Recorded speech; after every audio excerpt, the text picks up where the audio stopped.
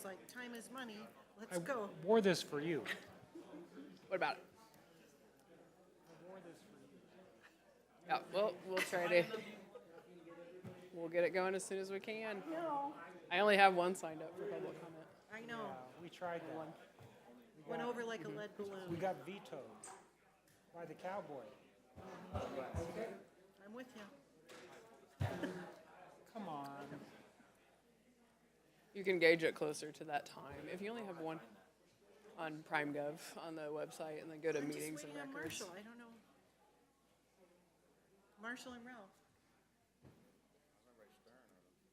Because we're up front.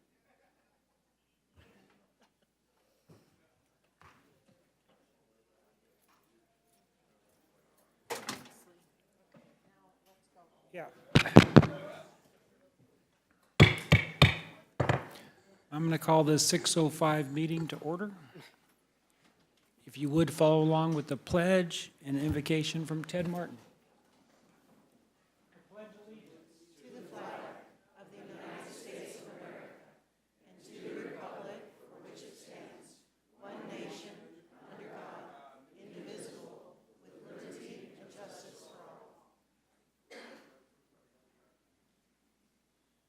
Good evening, Mayor, Board, and guests. Please join me in prayer.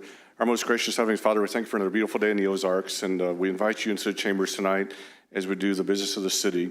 And as always, we ask that that business be honoring and glorifying to you.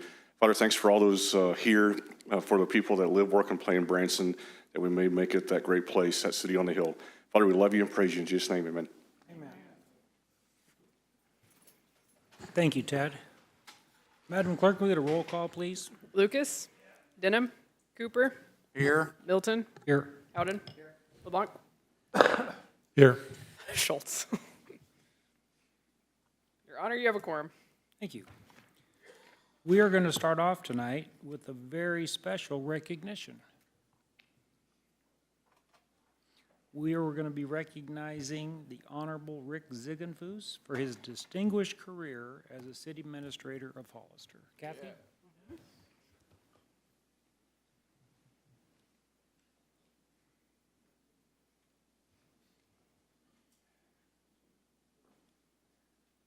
Wow.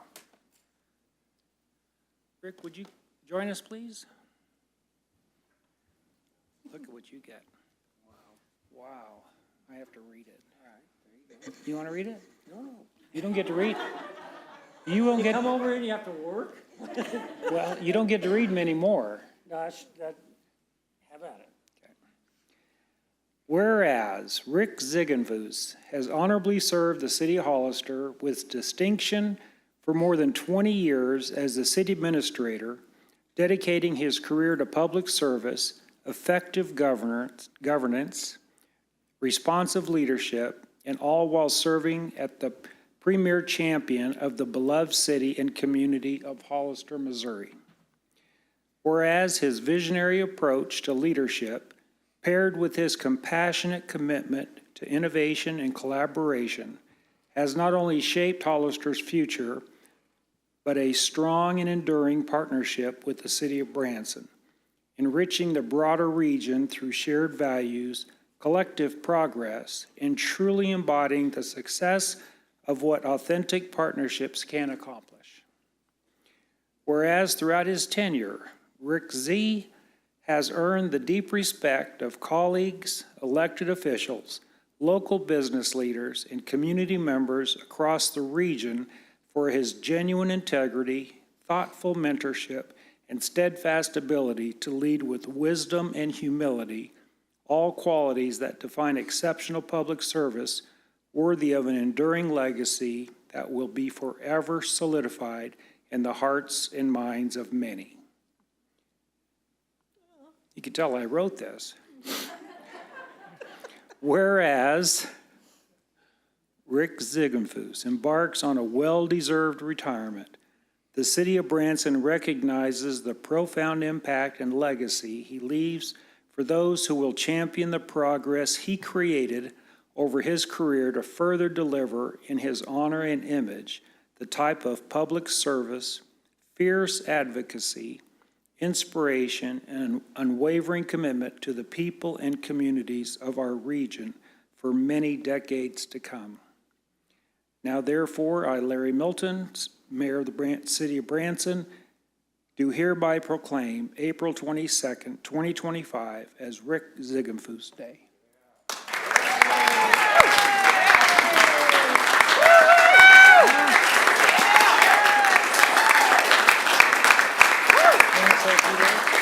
Yeah, I gotta say a few words. Okay, now it's my turn. So I hope everybody here really can appreciate the moment and that how rare it is for really any city administrator to get the kind of, accolades and appreciation and show of respect from any community that they work for, because the city administrator isn't necessarily the most popular person in the room, right? You have to be delivering some bad news sometimes, and so it's not about popularity. And one of the extraordinary traits of Rick in his leadership style is his ability to deliver the straight truth, a straight answer. He explains the why behind the answer, and he does it out of love for community. And when I say community, it's not just the city of Hollister that writes his paycheck. I'm talking about Branson, the county-wide, the region-wide. It's extraordinary. And he really, you can tell how much he hates everybody gushing on him so much. Now I'm being sarcastic because I think he's really digging this. But this man, 2.5 years ago when I came into this role, welcomed me with open arms, told me some really hilariously funny past stories about the interactions between Branson and Hollister, and he really laid the foundation of the first pillars for cooperatism between our two communities by extending that hand to me. And I will never forget it. And in many regards, I've learned so much how to be a better city administrator by watching and emulating, and sometimes by saying, there's no way in hell I would ever do that, okay? Like he can get away with more than I probably can, but maybe one day. So I will miss him for his leadership, for his partnership, but most importantly, for his friendship and the laughter that he has brought to my life, never taking ourselves too seriously, understanding that these jobs are not about us. None of our jobs in government are ever about us. They're about the love for community and how we can lift up everybody's lives together. And this man illuminates brighter than any I have met. Congratulations, Rick. Okay, now look at this that we did.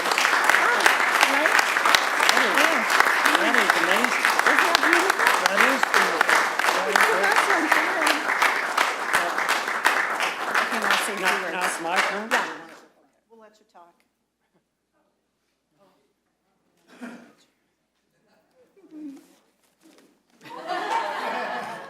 Just in case it would become my turn. Several of you on the bench here, we've been together a long time. Others are new. Clay and I welcome veterans to the Country Tonight show a long time ago. And it's built the communities that we're in. I believe a lot in partnership, but Branson's not easy to partner with. When you start with Terry Doty, and then you go to John Pinch, and then you go to Bill Melanen, and then you go to Dean Krutoff, and then you go to Stan Dobbins, and finally, we got a partner.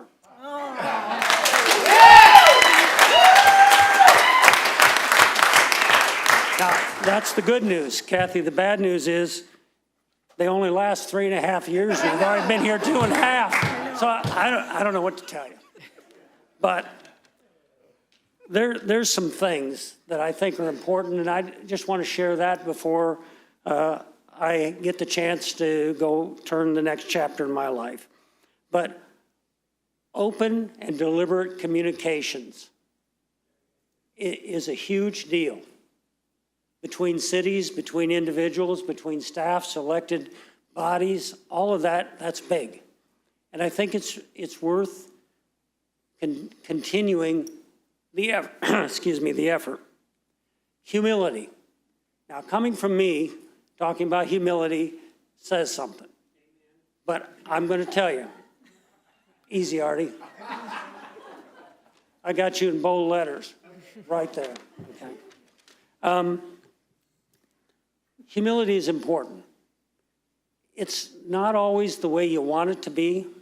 It's not always your way.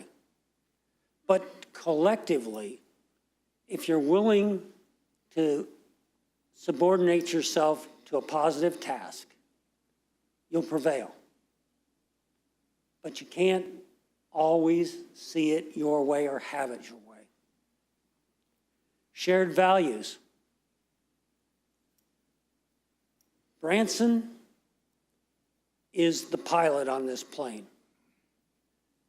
And if we hear shuffling going around in the cockpit, that gives the passengers pause. It's important. Hollister and the rest of this county did not want to go back to being subsistence farmers and making furniture out of cedar trees. We really believe that we're on the right trajectory.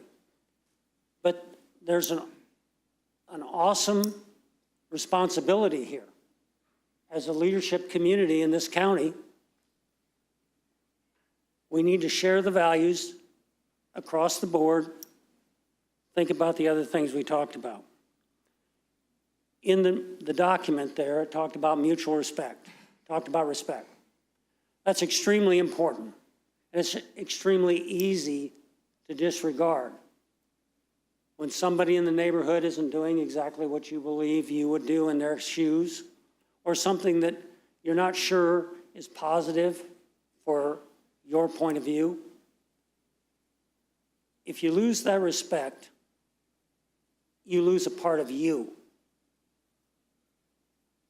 When people look at you and you don't respect others, they get that. And it's much harder to get back if you lose it. This is an old guy telling the next generation these things that took a long time to learn. Shared hopes and dreams. Dream big. Bigger than you think you should. Share your hope. Nobody wants to be part of communities, organizations, leadership teams that are hopeless. And it's on each of us to project that. And the reason we're projecting it is because in our hearts, that's how we feel. This is not false enthusiasm. It's the real deal.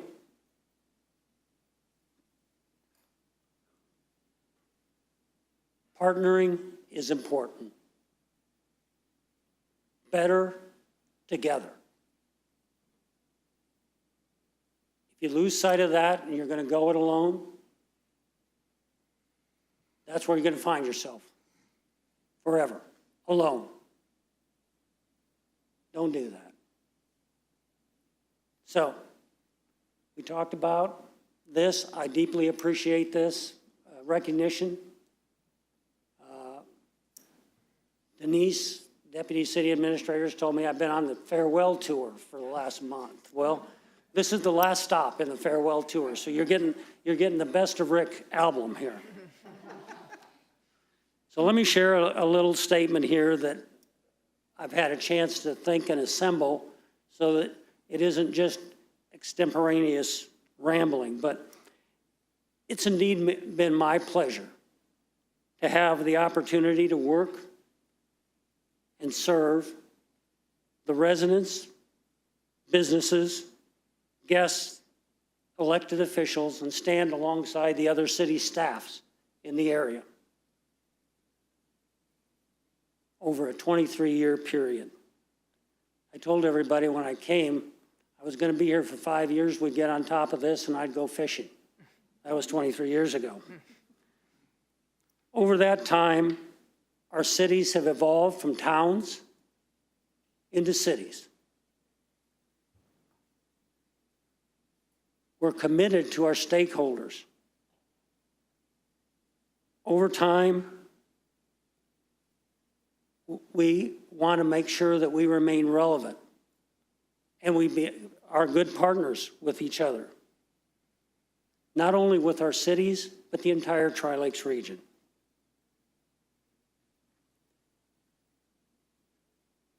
We want to see what the Tri-Lakes of tomorrow can be. I truly enjoy the relationships that I've built in the tenure of time that I've been here, and share the accomplishments that we collectively have achieved. I'm proud of our cities. But most of all, I'm proud of those that have stood alongside of me and supported me for each step of this amazing journey. Now it's time for them to have their chance at new ideas, new energy, and the opportunity to build the leadership that builds the next world. I'm looking forward to seeing how all of that works. People ask me all the time, what are you looking forward to? I'm looking forward to the people in this room, the leadership on this bench, and the leadership on the other benches in the community and in the county, to take what was given to me and to others, that we did what we could to get it to today, and leave it with these capable hands to get it to tomorrow that's even better than today. So I'm looking forward to the next chapter in my life.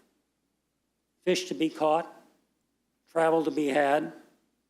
So once again, with my heartfelt gratitude, I have made this last 23 years of my life a rewarding part of my career. So thank you for the opportunity.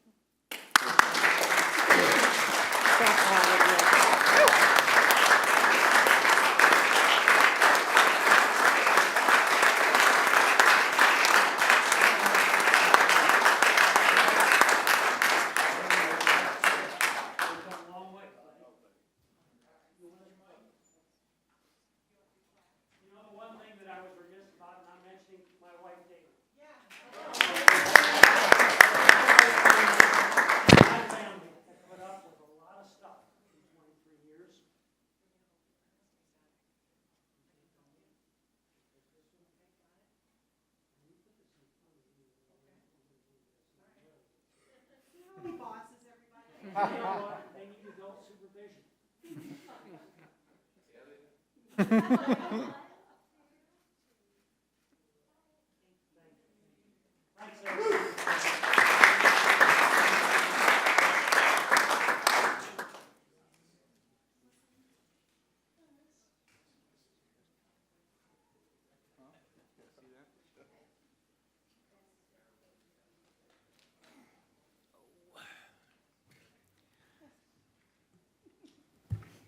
What a great man.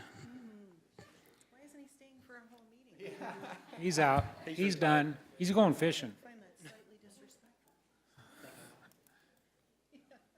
So next on the agenda is the Employee of the Month. Director Allison Ramsey, will you please present Crystal of the Finance Department with the Employee of the Month for April 2025? It is my honor to announce Assistant Finance Director Crystal Greathouse as the City of Branson's April 2025 Service and Excellent Employee of the Month. Crystal is being nominated for the lasting impact she makes, even in a short amount of time. Crystal provides outstanding leadership and radiates positivity and passion. Her extensive background makes her conversation rich and well-rounded. During the transition of the Business Licensing Division from finance to planning, she was supportive, approachable, and helped make the change smoother for everyone. Crystal is a huge asset to the city, and her recent promotion to Assistant Finance Director is well-reserved. Please help me in congratulating Crystal Greathouse on this well-deserved recognition.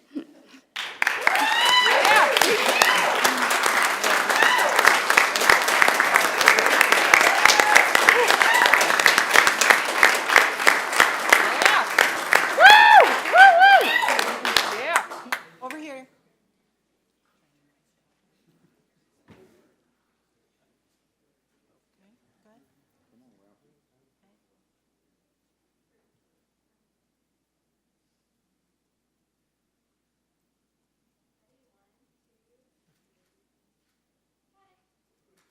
Yeah.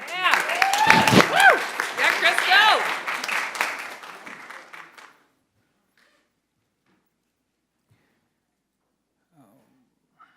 Congratulations, Crystal.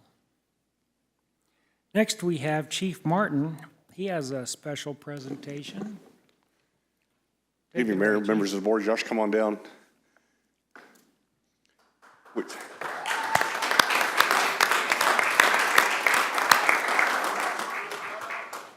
Out of protocol, I asked that he keep his comments shorter than Mr. Ziggfus. On behalf of the Mayor, Board of Aldermen, City Administrator, and City staff, it's my honor to announce Fire Department employee Josh Moore as the City of Branson's April 2025 Employee of the Month in Special Commendation category. On January 26, 2025, Engine 4 responded to a medical emergency involving an unconscious male who is not breathing. Despite the combined resuscitation efforts of the Branson Fire Rescue and TCAT paramedics, the patient was pronounced deceased at the scene. At the scene, being cleared, TCAT informed the patient's wife of the outcome.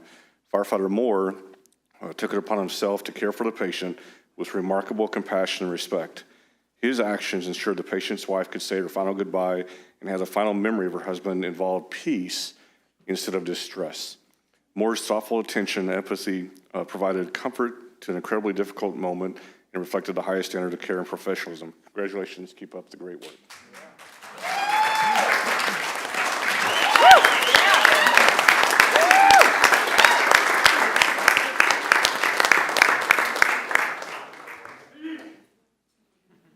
Come down a little bit, guys. There you go. Okay.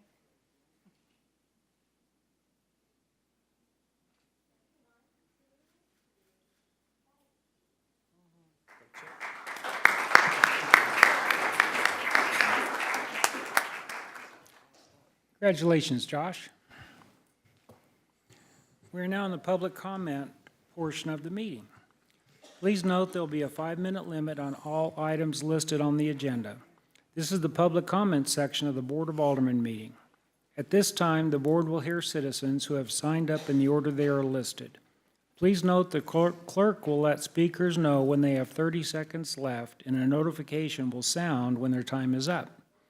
We ask that speakers wrap up their comments upon hearing the 30-second warning. If a speaker would like a board member to bring an item down from the consent agenda for additional discussion, please note this request during comments. Please come to the freestanding microphone to address the board. Madam Clerk, how many speakers? We have one speaker, Richie Zates, speaking on current problems.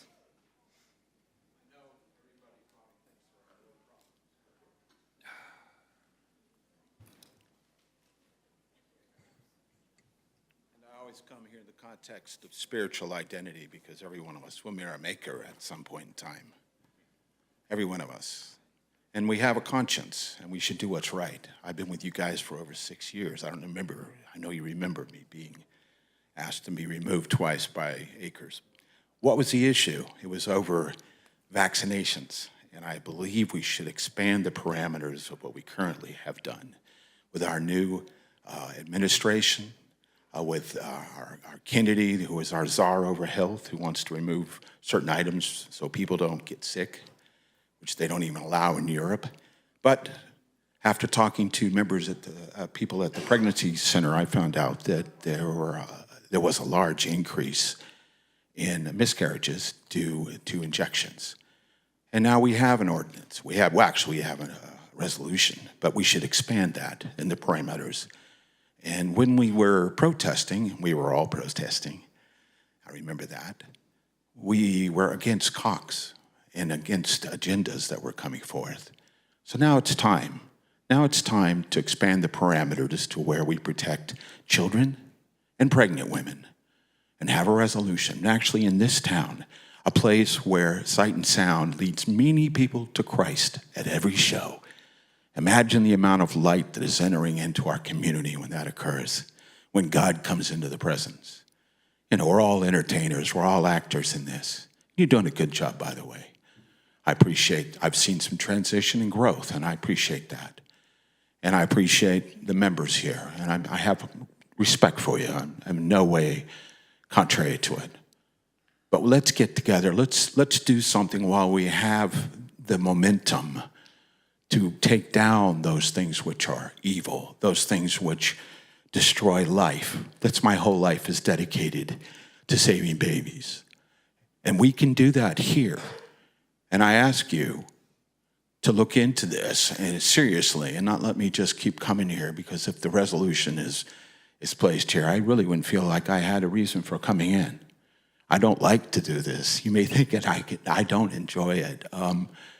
I just come because my conscience tells me to do it. And I have to live with that. And when I go to see Jesus, when this whole movie, this theatrical scenario that we think is our reality is over, I want him to say, well done.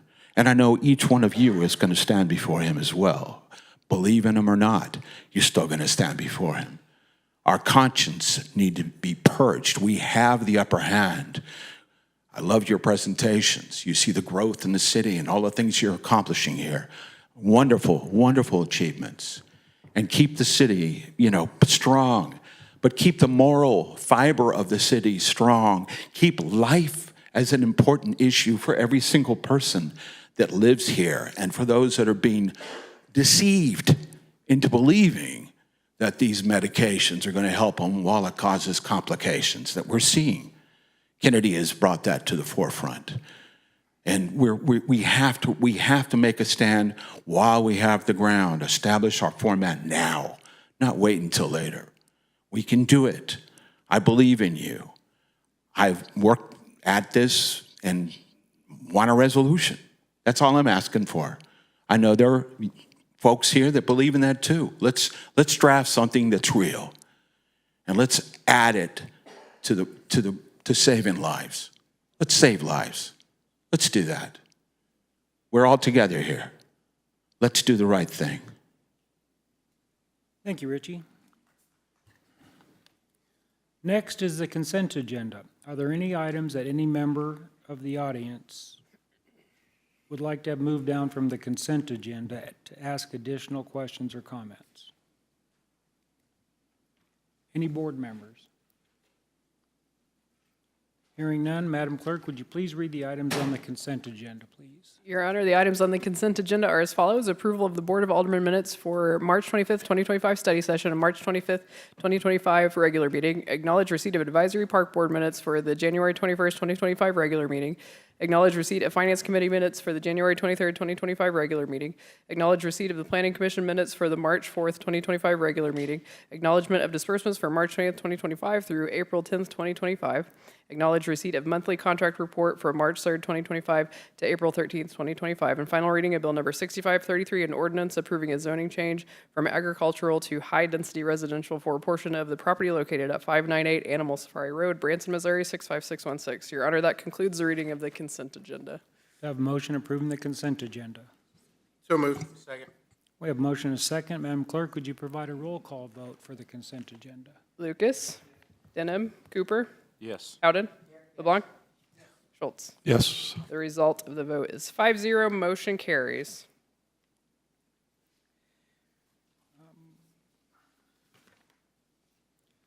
So this is the announcement of the election results. Madam Clerk, would you please provide an introduction to this item? The following is an official certificate of election results for the municipal election held in Taney County, Missouri on April 8th, 2025 upon the following. For Mayor, Larry Milton, 221 votes. For Alderman Ward 1, Clay Cooper, 73 votes. For Alderman Ward 2, Artie Lucas, 88 votes. For Alderman Ward 3, Ruth Denham, 75 votes. This was certified the 11th day of April, 2025. And our ballot issue is question 1. Shall the city of Branson, Missouri impose and extend an existing transportation sales tax of 0.5% for funding transportation purposes and be extended for an additional 20 years commencing on October 1st, 2025 to continue funding additional transportation improvements? Yes votes were 195, no were 104, and that was also certified the 11th day of April, 2025. These will also be attached to the minutes of this meeting.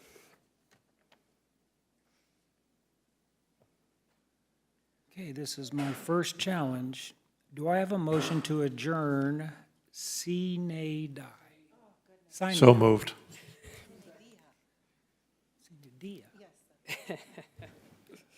We have a motion and we had in a second. Please vote. All in favor, say aye. Aye. Opposed, same sign. Ayes have it. The result of the vote is 5-0. Let the record reflect the current legislative session is adjourned, and the new legislative session will begin with the administering of oaths of office.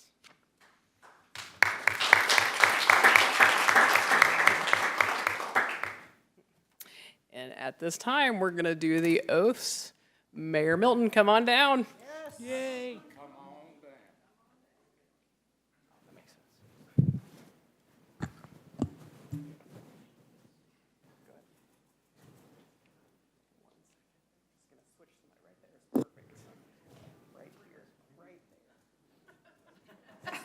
Great. Excellent.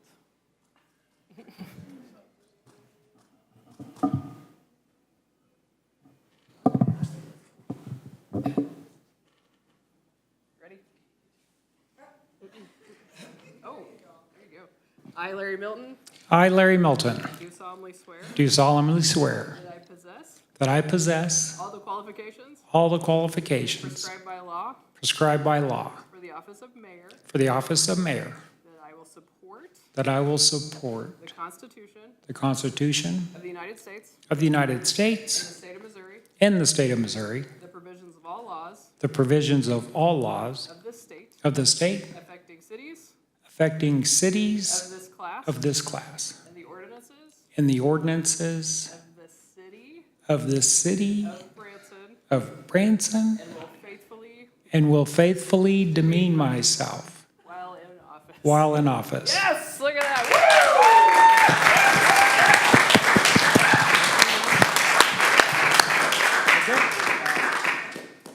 At this time, I will invite Alderman Cooper and Alderman Lucas. Come on down.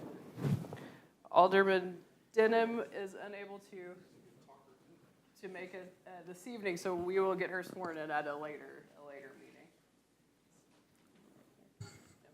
Stay there. Right there. Perfect. I'm used to women telling me what to do. Are you ready? Who's first? You're gonna go at the same time. Okay. You be Artie, I'll be Yep, here we Clay. go. I, Clay Cooper, I, Clay Cooper. I, Artie Lucas, I, Artie Lucas, do solemnly swear do solemnly that swear I will possess that I will possess all the qualifications All the qualifications prescribed by law prescribed by law for the office for the office of Alderman Ward 1. Alderman Ward 1. of Alderman Ward There you 2, There you go. That I will that I will support the Constitution support the Constitution of the United States of the United States and the state of Missouri, and the state of Missouri, the provisions the provisions of all laws of all laws of this state of this state The state.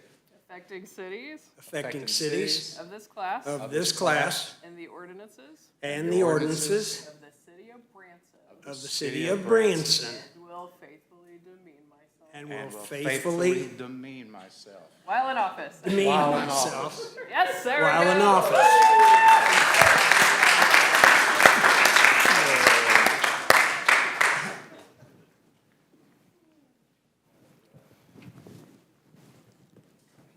So I will now call the new legislative session to order.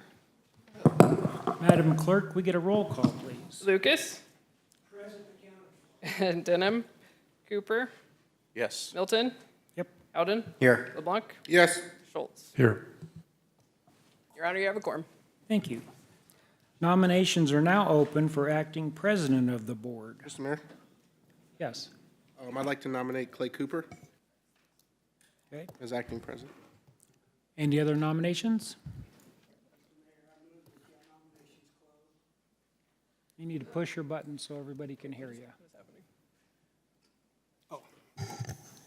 Mr. Mayor, I move that we close the nominations Okay, you need to demean yourself. and that I be demeaned. Nominations are closed. Any discussion?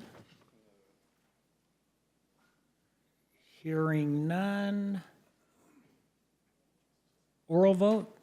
I'm sorry. Yeah, if we could do a roll call vote, please. You can do that. I will do that. Are you ready? I'm ready. Okay, Lucas. Denham, Cooper, Need to push your button. Cooper, Yes. Howden, Yes. LeBlanc, Yes. Schultz. Yes. The result of the vote is 5-0. Motion carries. Good job.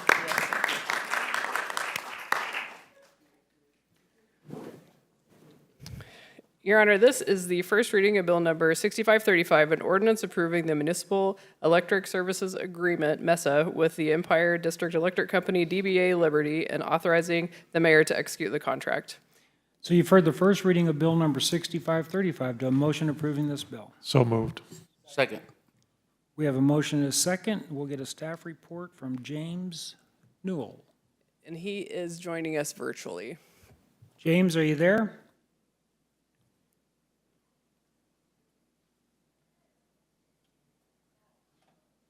Hello, James. Oh, can everybody hear me all right now? Yes, we can. Thank you. All right, perfect. I apologize for not having my camera on. I'm actually driving to another meeting. So this is a MESA that is an agreement with Liberty Utilities to provide the electricity for all of the city's lights, stoplights and stuff like that. And it also includes, they also replace the light bulbs, replace any damaged poles, put new poles up and that type of stuff. Okay. Any members of the board have any questions for James? Any members of the audience? Hearing none, let's vote. All in favor, say aye. Aye. Opposed, same sign. Ayes have it. Aye. And there's one. Looks like we're looking for a double. Are we looking for a double read? Yes, please. Because I think we skipped the last meeting. Oh, that's right. Okay. Double read, yes, to make up for lost time. Do I have a second? We have a motion and a second. Any member of the board wishing to speak regarding this matter? Any audience member?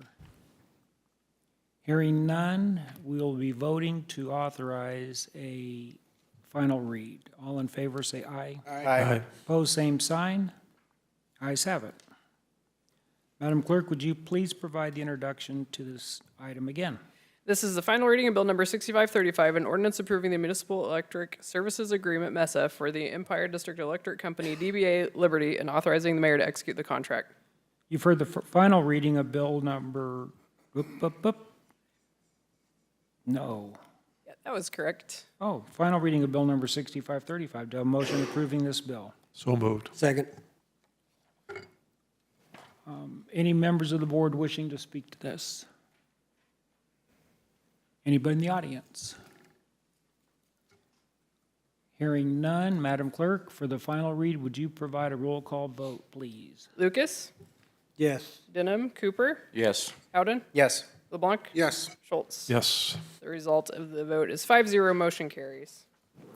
Your Honor, this is the first reading of Bill Number 6536, an ordinance approving the contracts with the Empire District Electric Company, DBA Liberty, Show Me Technologies, LLC, Brightspeed, and White River Valley Electric Cooperative for relocation cost of utilities relating to West 76 Country Boulevard Improvement Segments 1 and 2 project, and authorizing the mayor to execute the contracts. You've heard the first reading of bill number 6536. Do I have a motion approving this bill? So moved.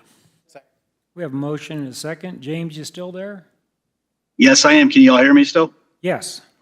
All right, perfect. These agreements are are to replace and move utilities that are currently in the 76 corridor. Most of them are replacing them to go underground, and it's just reimbursement to each utility. Basically, every agreement is basically the same with a couple nuances, depending on what kind of work was being done by each utility. Okay, I will comment that Michael keeps a close track on all of these agreements. We have monthly meetings for the 76 CID and discuss all the details. Couldn't have a better person than Michael handling all of this. So I appreciate you, Michael. Any questions or comments from the board on this? Questions, comments from the audience? Hearing none, let's vote. All in favor, say aye. Aye. Opposed, same sign. Ayes have it. Your Honor, I move to read Bill number 6536 for its final reading for same reason, timing. Second. We have a motion and a second. Any member of the board wishing to speak to this? Anybody in the audience? Hearing none, let's vote. All in favor, say aye. Aye. Opposed, same sign. Ayes have it. Madam Clerk, would you please provide this introduction for this item, please? Your Honor, this is the final reading of Bill number 6536, an ordinance approving the contracts with the Empire District Electric Company, DBA Liberty, Show Me Technologies LLC, Brightspeed, and White River Valley Electric Cooperative for the relocation cost of utilities relating to West 76 Country Boulevard Improvement Segments 1 and 2 project, and authorizing the mayor to execute the contracts. So you've heard the final reading of Bill number 6536. Do I have a motion approving this bill? So moved. Second. Motion and a second. Any members of the board wishing to address this? Any members of the audience? Hearing none, Madam Clerk, would you provide a roll call vote, please? Lucas? Denham? Cooper? Yes. Howden? Yes. LeBlanc? Yes. Schultz? Yes.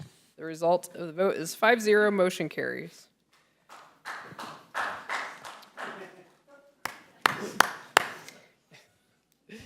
Your Honor, the next item is a presentation by Heather Herman on the 2024 year-end and first quarter 2025 Branson Lakes Area Chamber of Commerce and Convention and Visitors Bureau reports.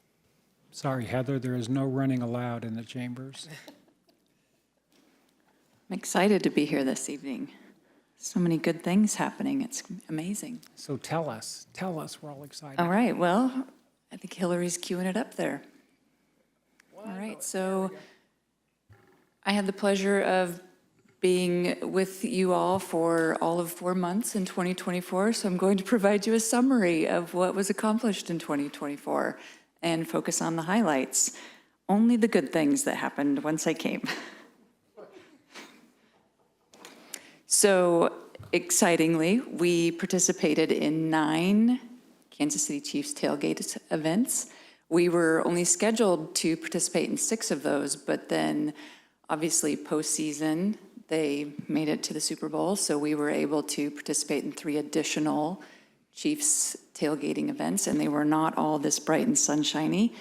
We experienced rain and snow and wind and lightning and towed vehicles and all the fun things, and it was an amazing season. We gave out over 3,000 clear stadium fanny packs, 5,000 stickers, hundreds of vacation guides, and we had this really cute, you can see it in the background, a miniature Volkswagen bus that's wrapped in all Branson themed. Looks really cool. And just as a little side note, as you know, the draft is this Friday night, and we do have installations taking place during the draft. So it's not in the stadium. As you know, they're redoing the field. So they have moved the draft to 2 chicken and pickle locations. That's chicken and pickleball. And there's a north end and a south end in Kansas City, and we will have a presence at both of those and staff representation at both of those. And at the bigger one, which will be the south side, that Volkswagen bus will be there with commemorative photos being given out as one of the prizes. And then at the north end, it'll be a different type of installation, but still Kansas City, Branson themed, and they get this really cool commemorative card to take home with them. We also had a piece with the USA Today for the Super Bowl, and contrary to popular opinion out there, we did have some commercials run, but we did not pay $8 million for a commercial. We only ran in the state of Missouri for a small discounted amount. Other highlights, we had some incredible events that we attended. I know that Clay Cooper had the pleasure of attending with us to the American Bus Association this year, but we also did it last year. We attended Connect Marketplace, and that's for different categories, business, corporate, sports, and different associations. We attended Accent West for group travel, TMEA, which is the Texas Music Educators Association, and then the American Baseball Coaches Association, MONASP, which you also know we had that again this year, and then SIDA, the Student and Youth Travel Association. And all of those events are made possible because of the tax dollars that are contributed and put right back into destination marketing and promotion. Some other highlights, we were able to support the Historic Downtown Betterment Association through all of their brochure printing and the distribution across the state of Missouri, as well as Arkansas, Oklahoma, and Texas. Bought radio advertising, traditional cable TV promotion, which also included prize entry, veterans initiatives through the same efforts with cable TV, flyer printing and distribution, the military publication, and then the Stars and Stripes publication, which has a nationwide reach and also is placed in military bases across the country. We featured Ozark Mountain Christmas through TV promotions, specifically with a $200,000 campaign from the city with CTV and display ads with specific markets called out there. And then we brought clear communication, and we hope that you all see that same thing, that transparency is a part of what we do. There's nothing to hide, and we're here to talk about it. Even if we make a mistake, let's have a conversation about it. We're all, as Mr. Z mentioned, we're all grown-ups. We're all working together for the same purpose, to make this whole destination thrive. Now, let's talk about what we're doing in 2025. So we wanted to highlight some of the things that we're doing right now with our 2025 campaigns. And we hope that you're as happy as we are that we have removed the vacation voice. So we have a little bridge campaign taking place right now. You may remember the voice of vacation was a little high-pitched, a little squealy, and we're in the middle of a new campaign design for the next 3 years. But in between that, we have a little bridge campaign taking place for spring and summer and a little bit of fall for this year. So we're calling it Adventure is Calling, and we're keeping it. Excuse me, for clarity, Yes. are you trying to tell us that you've gotten rid of your vacation needs Branson? Correct. And a collective sigh across the room. So it had a life, right? It had a lifespan, and it was time to move on. And this is resonating. I should have dropped in some commercials, but I can send that to you after the fact. We have changed that out also. There's no voice of vacation on those commercials either. It's just a really catchy song, and that way when you hear it, you don't feel like you need to turn the volume down. So it's appealing, it draws people in, and through our different partners and what we're doing with marketing and promotion, we're pleased to say that there will be metrics and data with everything that we're doing. And we shared our first quarter report with City Administrator Kathy Stepp as well as the mayor. And it was the first report that we gave last week to the Marketing Oversight Committee with the TCED, and we provided them with more data and research than they've ever had. And they've been asking for that since I started, and it was interesting because in that report, we provided information from one company called Datafy, another one from Adara, and another one from Nexstar, and another one from Agility PR. And I don't know if we overloaded them with too much data, but there was only one question after all of the reports. So we would rather provide more and too much rather than not enough. We don't want anyone to be left questioning and wondering, but what about this? So we can also share that information, and it will be posted on our website, and I will share it openly with anyone who would like it. In those reports, you can see our top markets in terms of performance.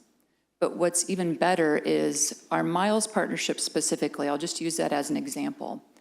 There's a company that they work with, it's called Adara. And when I first started, I was surprised that they weren't using Adara with the Miles digital advertising that they were doing. So one of the first meetings I had with Miles Partnership, I said, well, where's our Adara report? And they said, oh, you have to pay extra for that. And I said, well, with the amount of money that we're spending, why aren't we receiving that for free? Well, no one's ever asked. So we asked, and we're now receiving the report for free. So in that report, what it does is it drills down exactly how many times. So let's say the first time you're served an ad from point of inception on your cell phone, and let's just say it's, as an example, you live in Chicago. So you're served an ad about Branson, Adventure is Calling, and you don't click on it, but you were served the ad, and then the next time you see it, you click on it, and it takes you to explorebranson.com. We are capturing every time they see an ad, and then they take action. So we can show you specifically through our March report exactly how many people were served our ads, and then how many people took action. They booked a trip, and they came in market, how many hotel rooms were booked, how many people were in their party, and how much money they spent. And that shows us our return on investment for the amount of dollars that are coming in terms of tax dollars. So we're really excited about it, and it's going to provide more data, more research, and more information so that the decisions we make in our office, you won't hear me talk about this is what I like or this is how I feel, because that has no relevance. It's about making data-driven decisions, and that's what's driving us moving forward.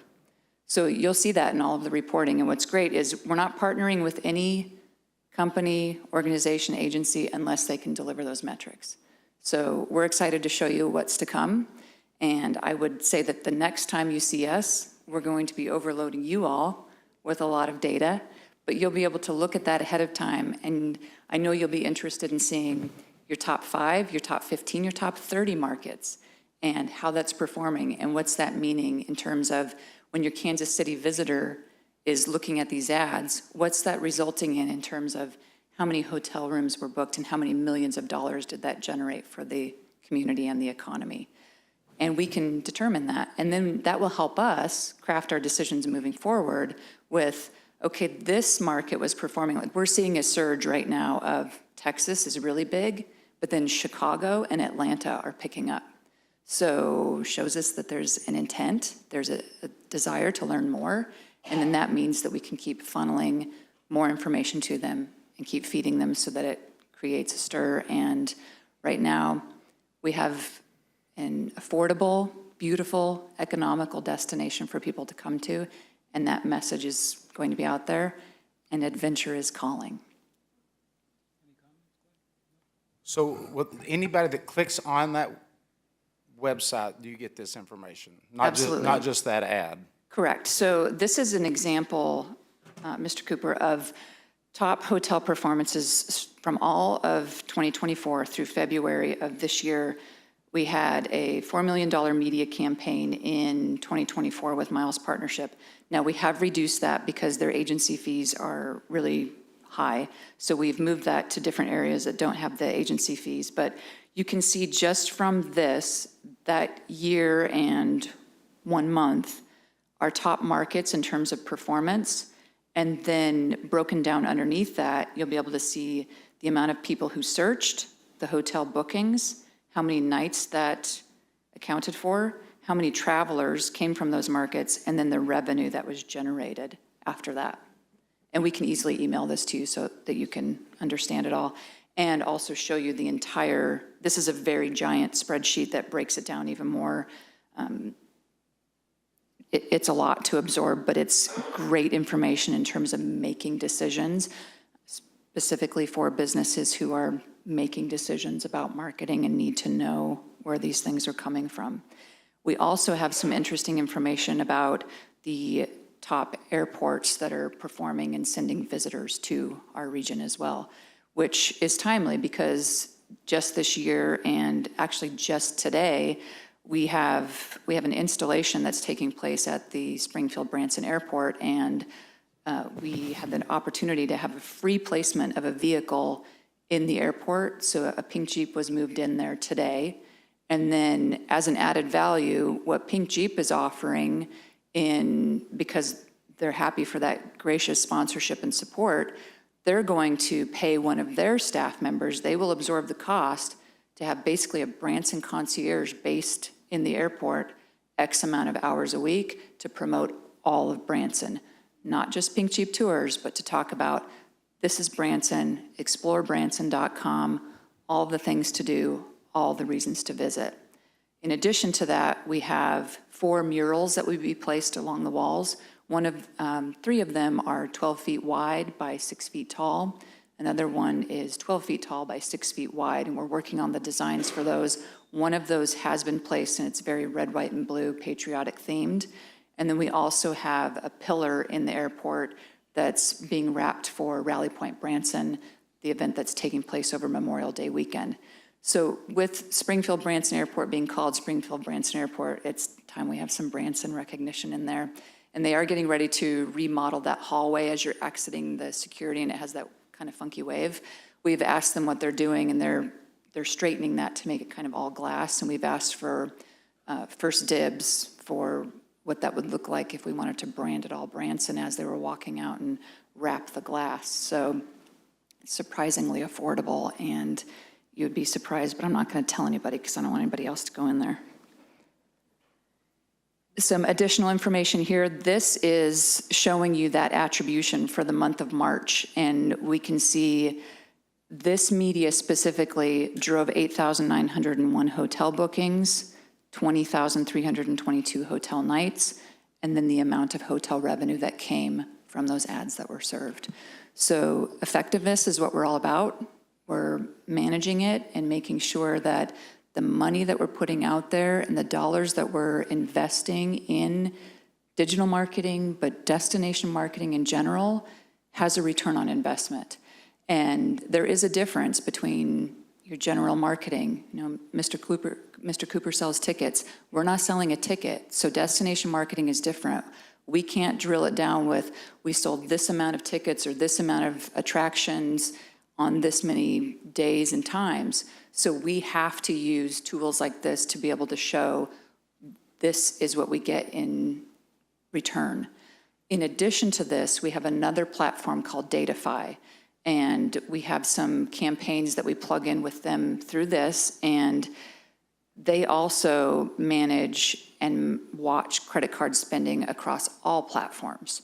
So we will then be able to get a breakdown of where they're spending across live music shows, attractions, in-market spending, because we know that the Tanger outlet is number 7 in the country for Tanger outlets. We will be able to see spending and geofence it all as well. And then you've also probably heard of Placer AI.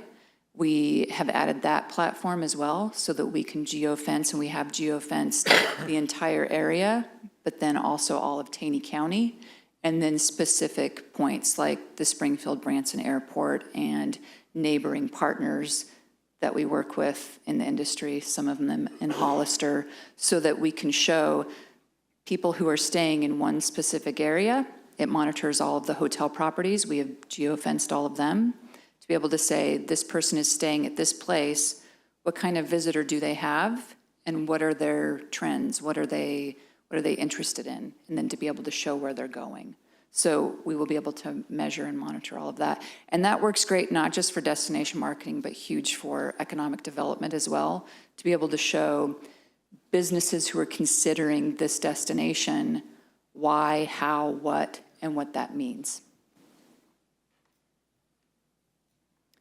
And this is that Datafy that I mentioned, and this breaks down over 2024, was showing the top market spends and those markets that were showing a distance between 50 miles plus, and this was just January through February 21st of this year, and that's showing credit card spending and how they're performing. We also have new software for public relations so that we can measure and monitor the amount of stories, the amount of mentions, and that tracks everything. So whether it's a blog, social media, television, connected television, traditional television, print, everything. And we measure and keep track of what we call AVE, advertising value equivalency. So as an example, the piece that we had in the National Geographic Traveler about the 250th, we're able to see exactly what the circulation was for that, and then what that would have cost us if we had bought that ad. So monthly, we have reports like this, and now we filter this down. We filter this down a lot because we receive, as you can imagine, any time Branson is mentioned, we don't want that specific, because on average, that could be 35,000 mentions in a month. That's a lot to sort through. So we really narrow it down so that it's specific regarding travel. It's Explore Branson. It's specific to news and what's happening in Branson so that we don't get a lot of kind of junk filtering that.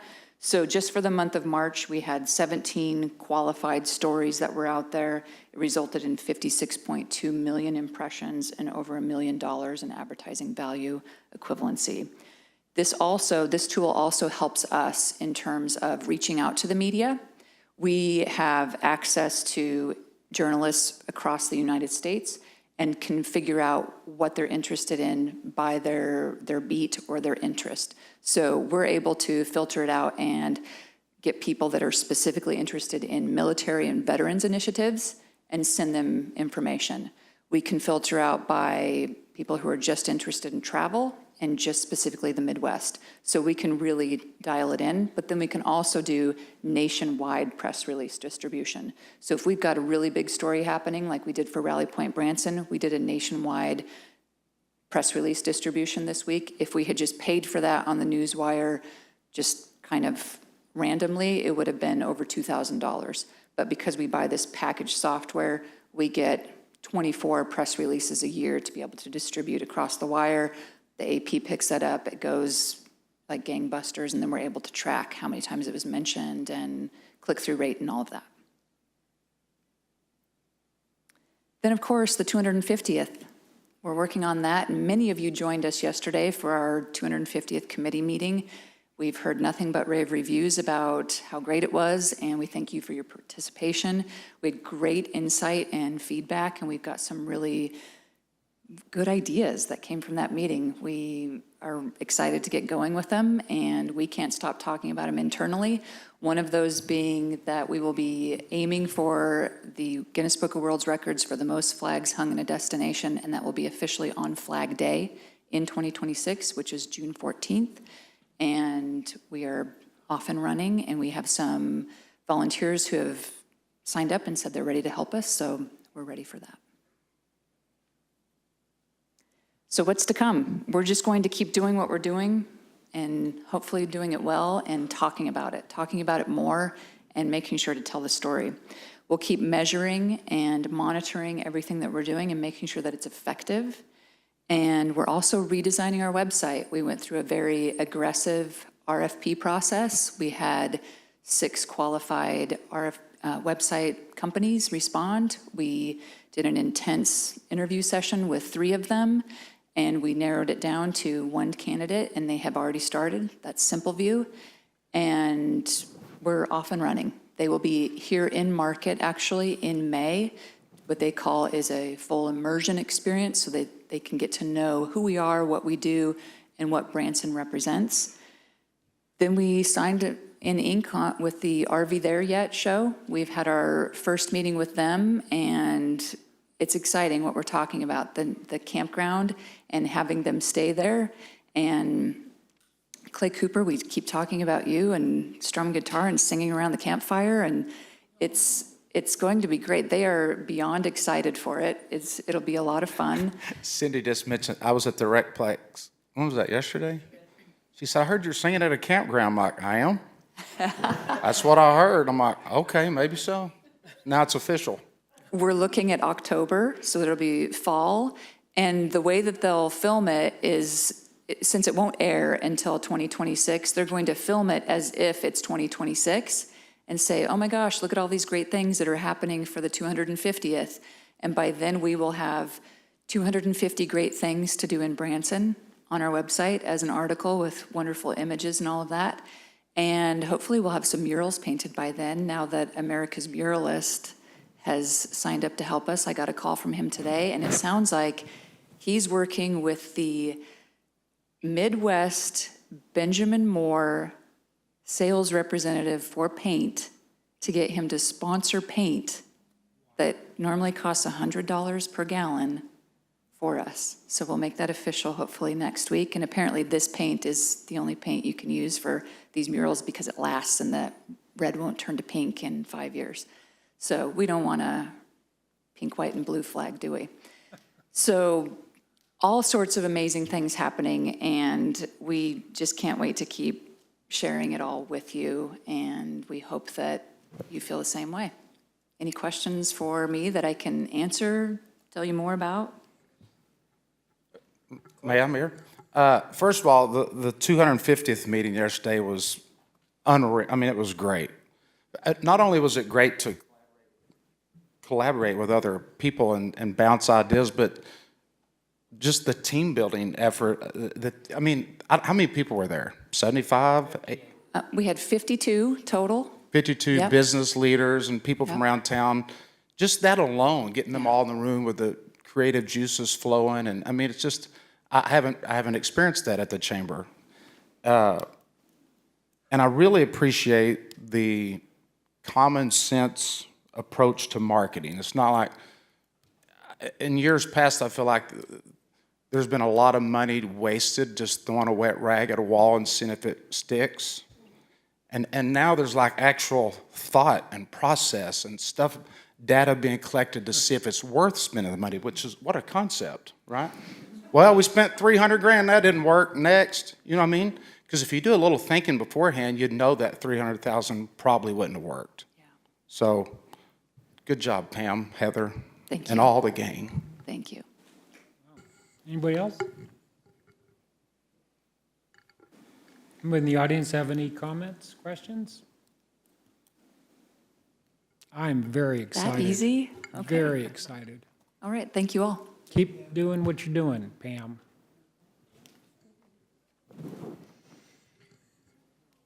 Your Honor, this is the first reading of Bill Number 6537, an ordinance approving the lease agreement with True Love Properties LLC for a parcel of land and authorizing the mayor to execute the agreement.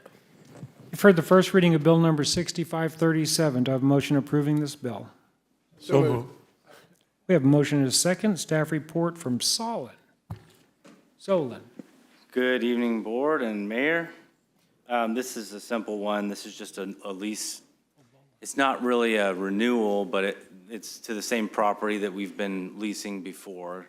And it's just to continue to lease that property. We have some provisions in there that allow for the city to have some flexibility with that.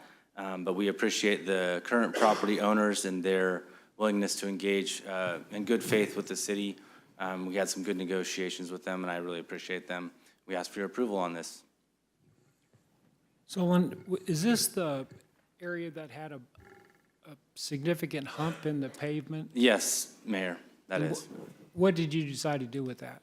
Well, so under the terms of the lease, the lessee is responsible for taking care of that. They're also responsible for insurance. And so I believe, I don't know if they're here tonight or not, but they will be taking care of that themselves. Fair enough, But of course, before they entered the agreement, they didn't want to take care of it. So. of course. Any questions, comments from the board? Questions, comments from the audience?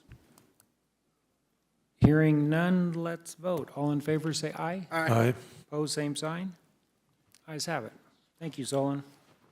And what is the reason for the double read? Is there a, So on this one, the contract starts May 1st. Okay. So that's the only reason why we didn't do two reads, got separate dates. no, I got you. That makes sense. Okay, Your Honor, I move to read Bill Number 6537 for its final reading due to time. Second. We have a motion and a second. Any members of the board wishing to address this? Anybody in the audience? Hearing none, let's vote. All in favor, say aye. Aye. Opposed, same sign. Ayes have it. This is your part where you say I know, I was the waiting for result you. of the vote is, Oh, I'm so sorry. The result of the vote is 5-0. Motion carries. I'm just trying to pay attention. That was good. Thank you. Sorry about that. Where's Cody when I need him? Right? Madam Clerk, would you please provide the introduction of this item? Your Honor, this is the final reading of Bill Number 6537, an ordinance approving the lease agreement with True Love Properties LLC for a parcel of land and authorizing the mayor to execute the agreement. You've heard the final reading of Bill Number 6537. Do I have a motion approving this bill? We have a motion and a second. Any members of the board wishing to address this? Members of the audience? Hearing none, Madam Clerk, would you provide a roll call vote, please? Lucas? Denham? Cooper? Yes. Howden? Yes. LeBlanc? Yes. Schultz? Yes. The result of the vote is 5-0. Motion carries. Your Honor, this is the first reading of Bill number 6538, an ordinance approving the intergovernmental agreement with Taney County for a 911 emergency telephone system and authorizing the mayor to execute the contract. You've heard the final reading of Bill number 65, I'm sorry, you've heard the first reading of Bill number 6538. Do I have a motion approving this bill? So moved. We have a motion and a second. Staff report from Chief Smith. Your Honor, members of the board, thank you. This is basically we do this agreement every 2 years with Taney County for our 911 PSAP, which is our primary answering system for the 911 system. We have a PSAP, TCAT has a PSAP, and the county has a PSAP. This is an agreement with us to receive funds from them and to also share services. So if we have an outage, they have an outage, we're able to roll over to each other and we don't lose 911 services. So this agreement was supposed to come to you back in January. Unfortunately, the county passed a version that didn't have the potential for our move of our new dispatch center, so we wanted to include that in there. So that's why this is delayed getting to you. But we are recommending passage of it as soon as possible because we want to be in agreement with them on 911 systems. Any members of the board wishing to address this? Any members of the audience? Hearing none, let's vote. All in favor say aye. Aye. Opposed, same sign. Ayes have it. Thanks, Chief. Your Honor, Chief wants a double read here. He sure does. 65, he ain't leaving. 6538 for its final reading due to Tybee. I noticed he wasn't going anywhere either. Do I have a second? Second. Thanks. We have a motion and a second. Any member of the board's wishing to ask the chief any questions? He's not leaving. Any members of the audience? Hearing none, let's vote. All in favor say aye. Aye. Opposed, same sign. Ayes have it. Madam Clerk, would you please provide the introduction to this same item? Your Honor, this is the final reading of Bill number 6538, an ordinance approving the intergovernmental agreement with Taney County for a 911 emergency telephone system and authorizing the mayor to execute the contract. You've heard the final reading of Bill 6538. Do I have a motion approving this bill? Second. We have a motion and a second. Any members of the board? Chief's still here. Nope. Members of the audience? Kathy, nothing? No, sir. Madam Clerk, would you provide a roll call vote, please? Lucas, Yes. Denham, Cooper, Yes. Howden, Yes. LeBlanc, Yes. Schultz. Yes. The result of the vote is 5-0, motion carries. Thank you. Chief's still not. He's still here. He's not going anywhere. Your Honor, I move to read Bill number 6539 for its final reading due to time, I guess. I think I think we've we done were, that. yeah, we were done with the 911. Let's do the first reading first. Yeah. So He didn't do a stat, yeah, We haven't, but we need to hear it. I know, I'm sorry. Sir, we have two more with me. So, Your Honor, this is the first reading of Bill number 6539, an ordinance approving the intergovernmental agreement with Taney County Multidisciplinary Team for the mutual agreement to work together on child abuse and neglect cases and authorizing the mayor to execute the contract. Very nice. You've heard the first reading of Bill number 6539. Do I have a motion approving this bill? So moved. We have a motion and a second. Chief, you're still here.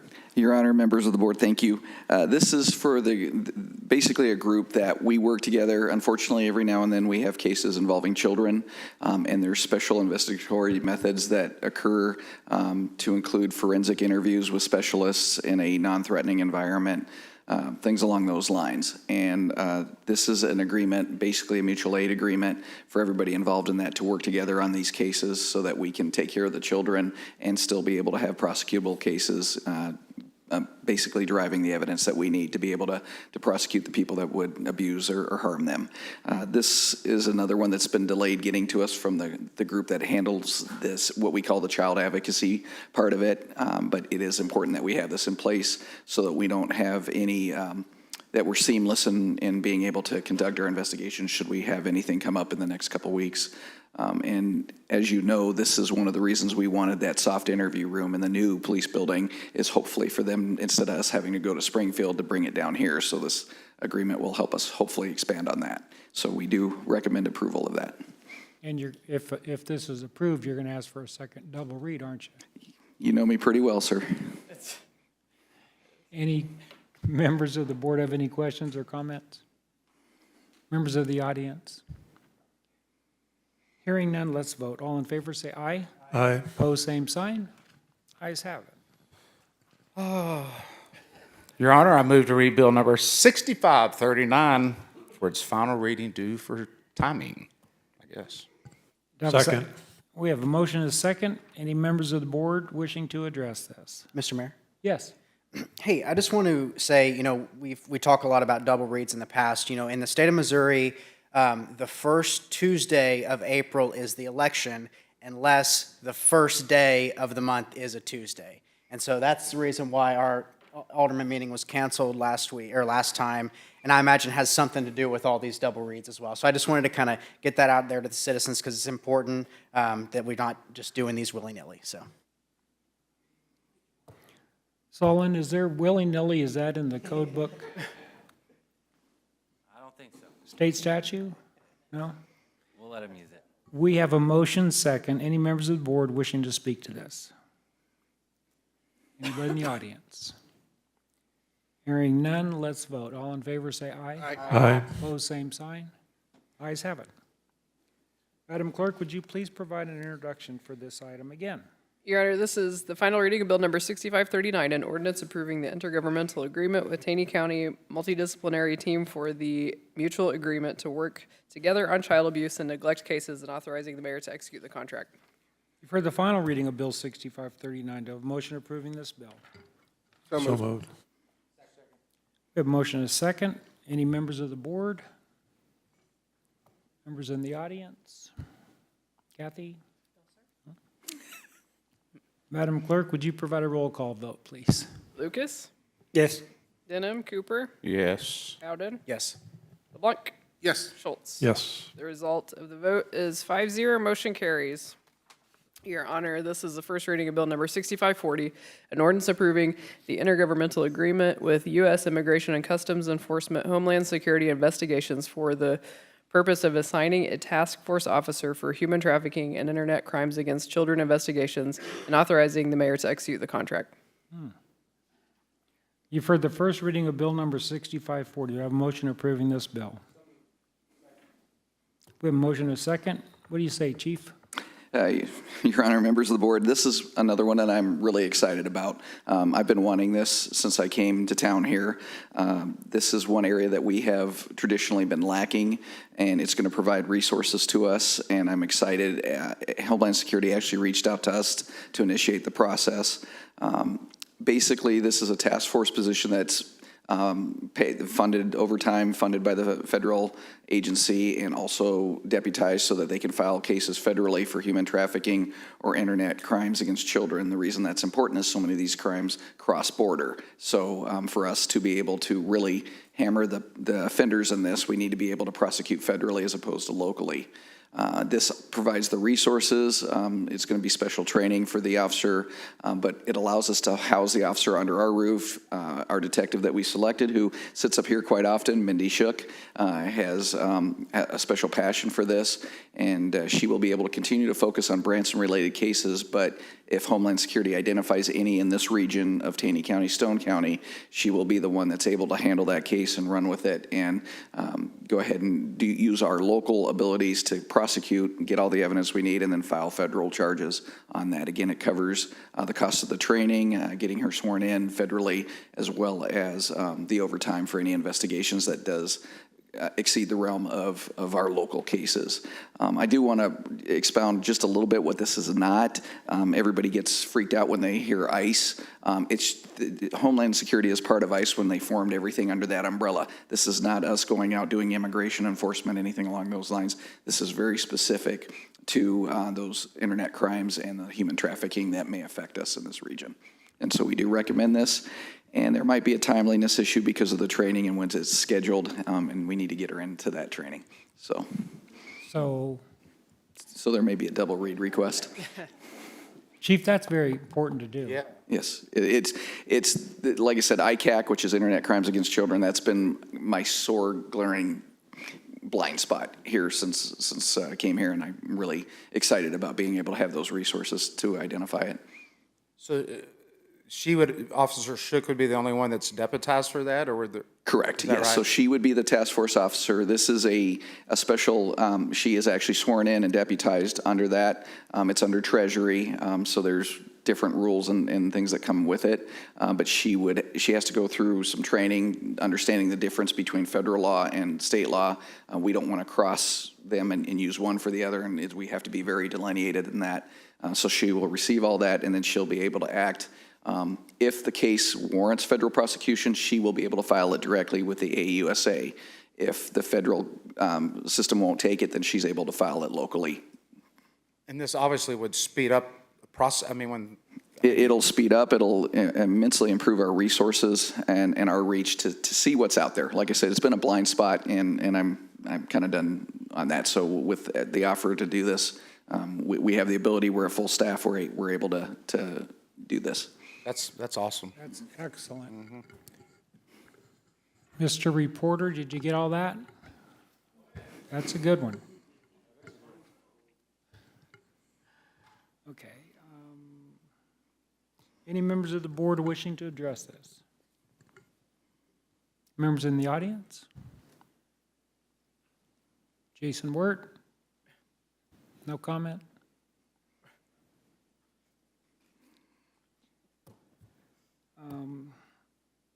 Let's vote. All in favor, say aye. Aye. Opposed, same. Opposed, same sign. Your Honor, I move to read Bill number 6540 for its final reading to get the ball rolling. Second. Motion is second. Any members of the board wishing to address this? Members of the audience? Hearing none, let's vote. All in favor, say aye. Aye. Opposed, same sign. Ayes have it. Madam Clerk, would you please provide the introduction for this item? Your Honor, this is the final reading of Bill number 6540, an ordinance approving the intergovernmental agreement with U.S. Immigration and Customs Enforcement Homeland Security Investigations for the purpose of assigning a task force officer for human trafficking and internet crimes against children investigations and authorizing the mayor to execute the contract. You've heard the final reading of Bill 6540. Do I have a motion approving this bill? Second. We have a motion and a second. Any members of the board? Anybody in the audience? Hearing none, Madam Clerk, would you provide a roll call vote, please? Lucas? Yes. Denham? Cooper? Yes. Howden? Yes. LeBlanc? Yes. Schultz? Yes. The result of the vote Thank you. is 5-0, motion carries. Thank you so much, Chief. Your Honor, the next item is a resolution accepting the easements related to the Celtic Drive culvert replacement project and authorizing the mayor to execute. Do I have a motion adopting this resolution? Second. So move. So we have a second and a so moved. And we'll get a staff report from Michael. Hello, Thank you, Mr. Mayor, members of the board. Another exciting project. We're just getting lots of stuff in line this evening. This is for the Celtic Drive project. It was ARPA funded, and the culvert has got some of its drainage easements and parts coming in. So we have 2 of 3 pieces. The last guy's flying in on Thursday for that one, so that's super exciting. No double read on this one. There's a good jab for you. It's a resolution. I'm asking for your support. That'll allow the mayor to sign those easements as they come in, multiple easements. So any members of the board have any questions or comments? Anybody in the audience? Hearing none, let's vote. All in favor, say aye. Aye. Opposed, same sign. Ayes have it. Your Honor, the next item is a resolution accepting the easements related to the Cliff Drive Stormwater Improvement Project and authorizing the mayor to execute. Motion adopting this resolution. Second. Motion and a second. We'll get a staff report from Michael. Again, another group of easements that's coming in. This is for Ward 2. We accepted our ARPA agreement ahead of time to make sure that we had money in place. And so now as people are signing the easements and they're coming in, it's proper for us to get those recorded, but before it's there, it's already been out to bid. So we're excited for the support and all the Aldermen support in that area to encourage the signing of the easements as they come in. So the boat rights have already signed, and a couple other ones are a little bit on the fence, but we're working through it, and it's got some construction easements and drainage easements that are future stormwater improvements that were identified over 20 years ago that'll help with flooding on Cliff Drive. We ask for your support and just getting these easements signed and allowing the mayor to sign them and get them into. Yep, thanks for doing that, Michael. Any member of the board wishing to talk about this? Anybody in the audience? I'm hearing none, let's vote. All in favor, say aye. Aye. Opposed, same sign. Ayes have it. Thank you. Thank you very much, Michael. Your Honor, this is the first reading of Bill Number 6541, an ordinance approving an easement agreement with Andrew Properties LLC for the West 76 Country Boulevard Streetscape Improvement Project and authorizing the mayor to execute the contract. For the first reading of Bill 6541, do I have a motion approving this bill? So move. Motion is second. Staff report from Kendall. Hello, Kendall. Good evening.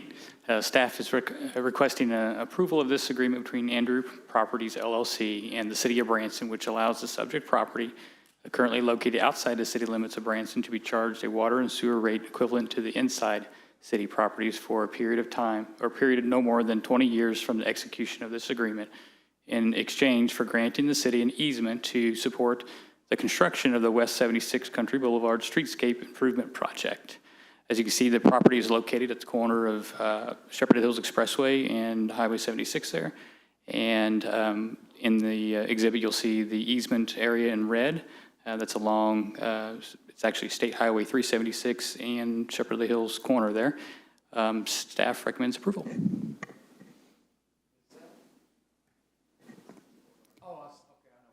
So it's kind of the northwest corner of that intersection. Currently, they're not connected to sewer or water at this time. Is it well? They have no water there at all. No well, no septic. Is that the little wooden ticket shop thing where they have Yes. some? Yeah, it's like a little ticket sales. Right now, they use a porta potty, I think, Yeah. right now. Wow.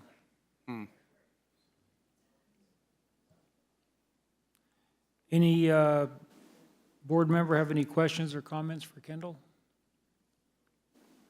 Anybody in the audience? Hearing none, let's vote. All in favor, say aye. Aye. Opposed, same sign. Ayes have it. Thank you. Kendall, thank you. Your Honor, this is first reading of Bill Number 6542, an ordinance amending Chapter 18, Buildings and Building Regulations, Section 18-2, Fees of the Branson Municipal Code to revise permit fees and Appendix A fee schedule to reflect a fair determination of the fees based on the complexity of the permit review and inspection process. So you've heard the first reading of Bill 6542. Do I have a motion approving this bill? So move. We have a motion and a second, and we'll get a staff report from Amanda. Hello, Amanda. Hello, Mayor, Board of Aldermen, City Administrator Stepp. Thank you for your time this evening. Today's presentation outlines proposed amendments to the Branson Municipal Code, Chapter 18, Appendix A. The new fee structure will establish a consistent framework for calculating building permit fees to ensure clarity and consistency in permit fee calculations while aligning more closely with commonly accepted permitting standards. The current fee structure relies on applicant-provided estimated values, which are often subjective and inconsistent. Fees will be consistently calculated using the August 2024 ICC Building Valuation Table as published by the International Code Council. The adoption of this building valuation table will provide an opportunity to implement a fair, straightforward, and data-driven process for calculating permit fees. Regionally, the ICC Building Valuation Table is currently utilized in Republic, Springfield, and Columbia. There are many others that we did notify, or that we were able to identify as well, but we just thought we'd pick a few that were close to us. The two distinct permit categories, and the proposed introduces two clear types. It's building work area permits, calculated based on the ICC's square footage valuation, and the standalone permits, flat fees for simple defined projects like decks or solar arrays or pools.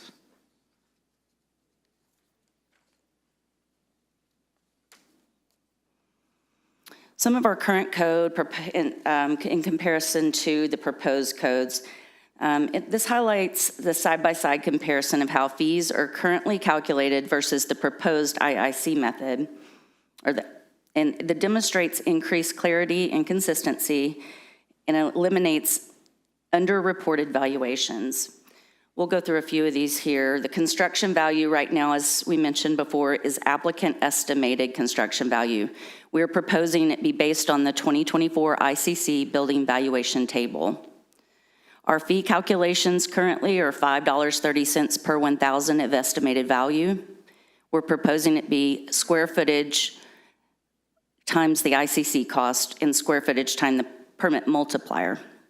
A permit multiplier is currently at 0.0053. We are proposing 0.0055, a 3.77% increase. Right now, we do not have standalone permits. We would like to propose flat fees for specific project types like pools, water heaters, re-roofs, etc. Temporary certificate of occupancy, those we seem to see an influx this year of those, and we would like to put a 60-day limit on that and a maximum of 3 permits. It would be $250 for residential certificate, temporary certificate of occupancy, and a $500 for commercial. Our plan review, technology, and application fees, we are not asking for any change there. We're currently at the tech fees at 15 for residential, 30 for commercial, and our plan review fees are 50% of the building permit fee. And the permit applications are at 50. Again, no change on that. Working without a permit, we currently have a fee for $119 for residential, and we have a $228 fee for commercial. We are proposing 2 times the permit fee for working without a permit.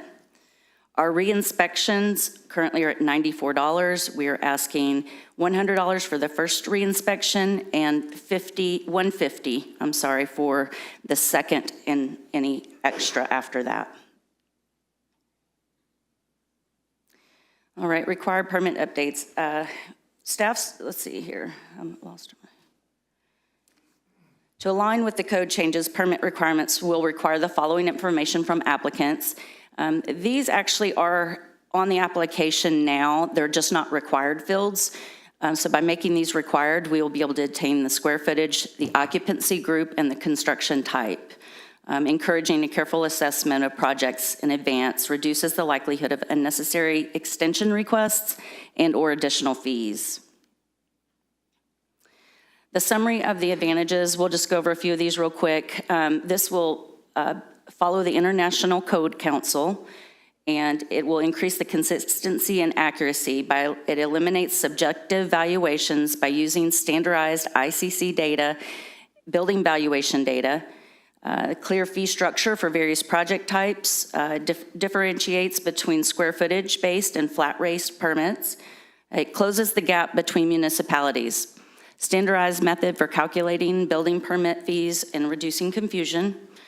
Stronger data collection and review process. It supports better forecasting, compliance tracking, and accountability. We're improving applicant transparency. Applicants understand how fees are calculated up front. Fees are based on the complexity of the permit review and the inspection process. Staff recommends support of the adoption of this ordinance change and proposed implementation date of October 1st, allowing time for outreach and system updates. These changes are a step toward improving service delivery and regulatory alignment. So at this time, I'd like to invite our Building Services Supervisor, Norm Teed, to join me at the podium.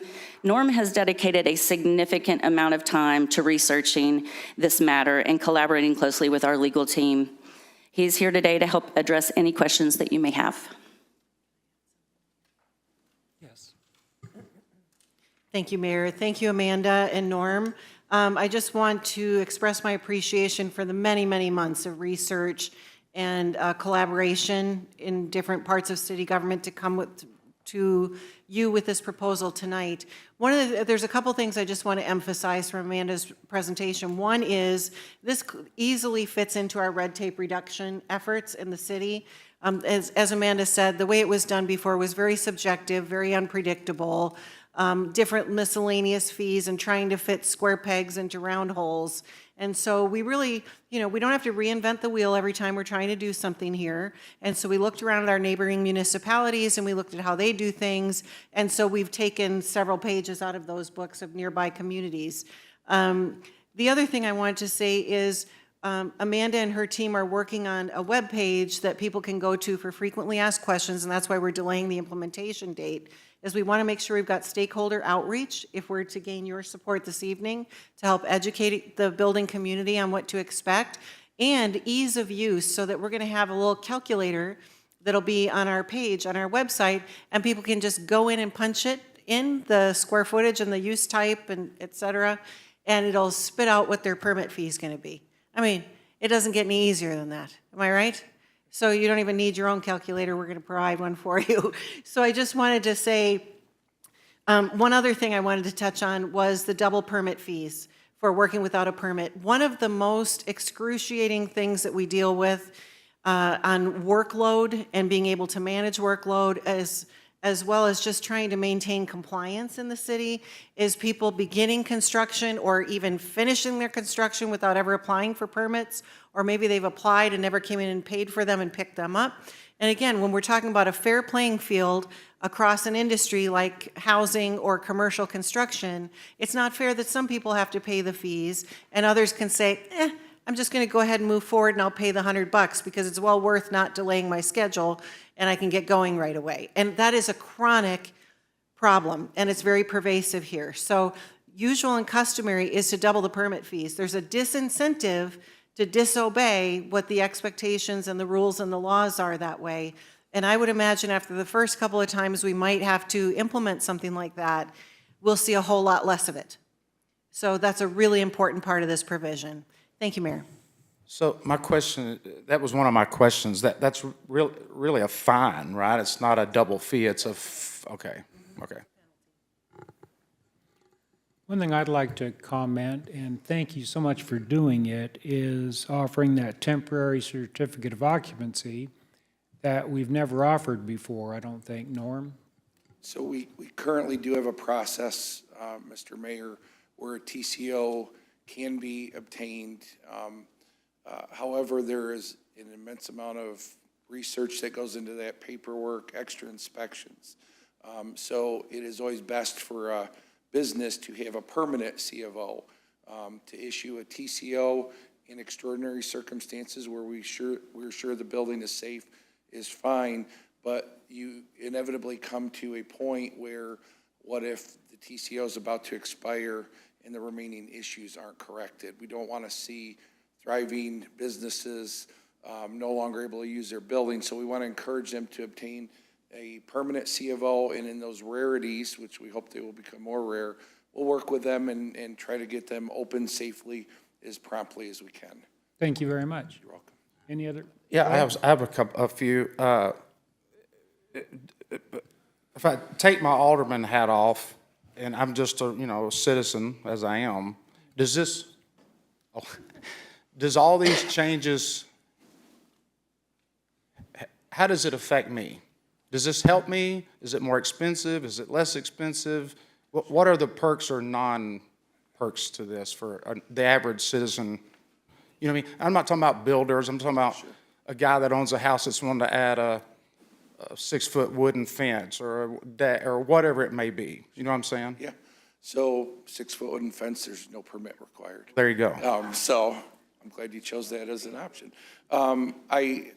We have looked at impact from current fees to the proposed fees. An example would be 1,000 square foot home under the old fees to the new fees. It's about a $35 to $40 cost difference in the permit. Higher for the Yes, city. sir, about 3.77%. Now, on many of the permits, it's going to make it much easier for the average citizen. If you have one of the standalone permit options, it's straightforward. We include the plan review fee, where normally the plan review fee is 50% of the permit. For a standalone permit, you pay the permit fee. We include the initial plan review and the review of your responses at no additional cost. Now, if it went on for 3 or 4 cycles, usually that's because, information that's been clearly requested isn't been provided. There is a cost for that, but that's at the normal fee. So it will be more straightforward, lower fees on standalone, the same application fees. Many of the fees we left the same. The goal of this was, again, transparency, more straightforward for members of the community. That calculator and the frequently asked questions, I think, is going to help folks a lot. And then to have some kind of an even playing field. If someone comes in and they apply for a permit and it's a $200,000 home, the same home could come in and we get the construction value at $50,000. And so the extra cost is then borne by the other taxpayers. So it's basically a user-based fee. That's what the fees are set at, and they'll be reviewed annually by Director Ross. And if there's, a reason for a modification to that, she will present that recommendation to the board. Can you go back to I think it was the second slide, maybe? No, no. Oh, okay, go back, let me see. Keep going. It might have been the table, yeah. Yeah. Let's see, what was my question? Okay, yeah, the fee calculation. So right now it's $530 per 1,000. per 1,000. So over here, what is going to be the difference? Because now it's the square footage times the ICC costs, Yes. right? Can you give me a for instance of today and as of October? Yeah, so the main difference is currently an applicant will write in a number. Sometimes there's great thought that goes into that. Sometimes perhaps less so. I don't always know the train of thought. Other times, and this is where it is a big advantage, if a homeowner comes in, oftentimes they will include the cost of everything because they're not looking at how much does it cost to build like a builder would. They're looking at how much does it cost with my carpet and my appliances. And so oftentimes we will help folks and say, hey, what did you include in this? Did you, and they will tell us, and we're like, you would be charged a fee on that if you include it in the value. So we don't want that. So what the ICC does is each year, twice per year, usually around February, March, and again, August, they will basically compile data from across the country, and they will establish the average or mean construction values for building a home, building a business, building a hospital, and that schedule will be input into CitizenServe. So basically, you take your construction type and your use group, where they come together, that's your cost per square foot. So when you give us your cost per square foot, we just do the multiplication, use our multiplier, and that gives a permit value. So in that case, when a 1,000 square foot home comes in, we do the calculation, X is the permit fee. When the next applicant comes in, it's not subjective anymore, and it's only the construction cost, not appliances and other fixtures. So do you find that this is going to be better for the I citizen? absolutely believe that, sir. One of the communities that we did not put on the display is Hollister has this as well. So Hollister, Republic, Springfield, even though the schedule or the building valuation table is updated twice a year, our fees have been set since 2018, the cost per 1,000. So I don't expect those variables to need to change, but we will do as we normally would, and that is just to monitor that as a department, and when we feel that may be something the board wishes to consider, we'll forward that on. And honestly, I don't know. I mean, I'm asking these questions because we all know the stigma, right, or that's been out there, right, about. Yeah, okay. Then you just pretend like you haven't, but You know what I'm saying? Oh, it's hard, oh, it's impossible, oh my gosh. And I don't think that, I know you don't want to hear it, but they're still saying it. So I don't think that people would mind an influx, higher, if it costs a little more, as long as it's not harder and it's not more difficult. Okay, so it's $100 more to get this. Is it going to be easy? So, You know what I'm saying? Yes, sir. That's the only reason I mean, because I wouldn't care. I mean, if the process is easy, okay, you raised it $52 or whatever it is. You know what I'm saying? There's no additional requirements. There's been no change in the adopted codes. We're still on the 2018 cycle. So all those remain the same. So the requirements for the information needed to provide unchanged.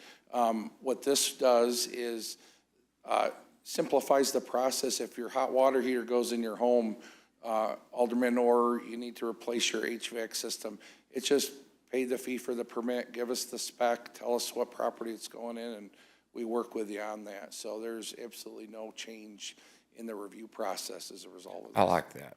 And let me say too, just I've had a contractor at my theater since first week of January. We're doing a 1,200 square foot addition, and I mean, he says, oh, but they've been great. They've showed up when they said they was going to show up, and I hope it's not because it's my property. I hope that everybody's getting that. I hope everybody's experiencing the same treatment that my contractor's experiencing, and it ain't just because he's working at Alderman Cooper's property. You know what I'm saying?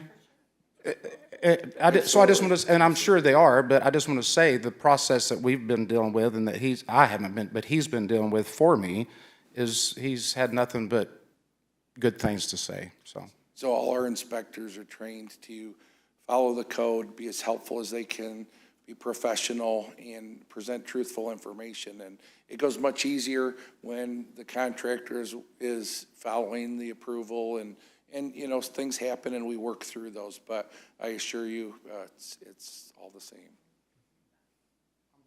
Very nice. Any other Alderman? Ralph? Yeah. Yeah. So I guess a little bit of what kind of Clay was speaking about, like, I guess what comes to light is that a lot of times the homeowners, I mean, in the world of DIY, I mean, you know, the YouTube has made everybody an expert in everything, right? And so, you know, people are kind of taking the initiative to take it on their own to, you know, go to the big box store, buy the hot water heater and install it themselves simply because it's cost effective for them. And most of them don't understand that they are required to have a permit. And I think that's a lot of that educational part of it has kind of fallen in the cracks. In fact, several weeks ago, I had 2 people call me about HVAC installations, and to which I followed up on, and I found out there was always a requirement. It just wasn't enforced. However, was it 2 years ago, this board decided that, hey, we're going to get things in line, we're going to enforce the codes because of life safety issues, and those things began to happen. And so when they were asked to get a permit, they're like, whoa, what for? We hadn't been getting one. It was kind of like a slap in the face. And so, you know, so I got a little blowback on that, but, you know, easily resolved with, hey, here's the explanation for that. And, you know, to this point, you know, you say this is similar to Hollister's. How does it compare to Taney County's fees and things like that? Is it very comparable to Taney County also? So I can absolutely answer that question. So and I'm sure some of the board members may have heard this, because I've heard comments that it is so much harder to get permits in Branson than the surrounding area. Well, the reason is because there are no codes in much of the surrounding area. Missouri does not have a state-adopted code, so many communities have no codes. Taney County has very limited codes for certain things, not really so much for building, it's more for perhaps private septic systems or zoning setbacks. So when you look at it from that standpoint, our codes are 2018 ICC based.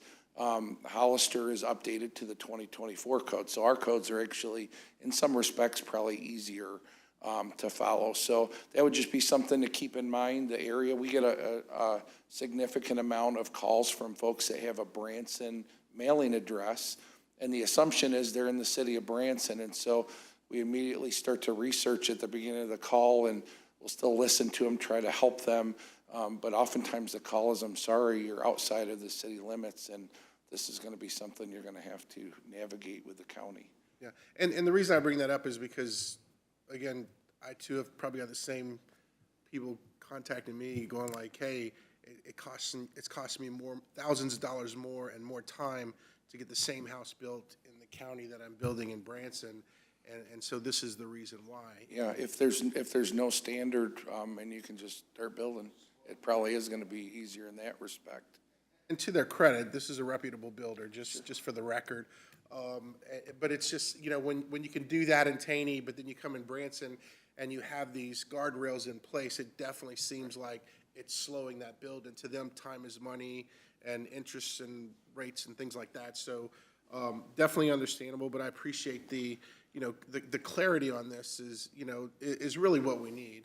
And I think from the onset of, this board taking these initiatives, that's what we want, is just transparency, clarity, and consistency. That's the key to it.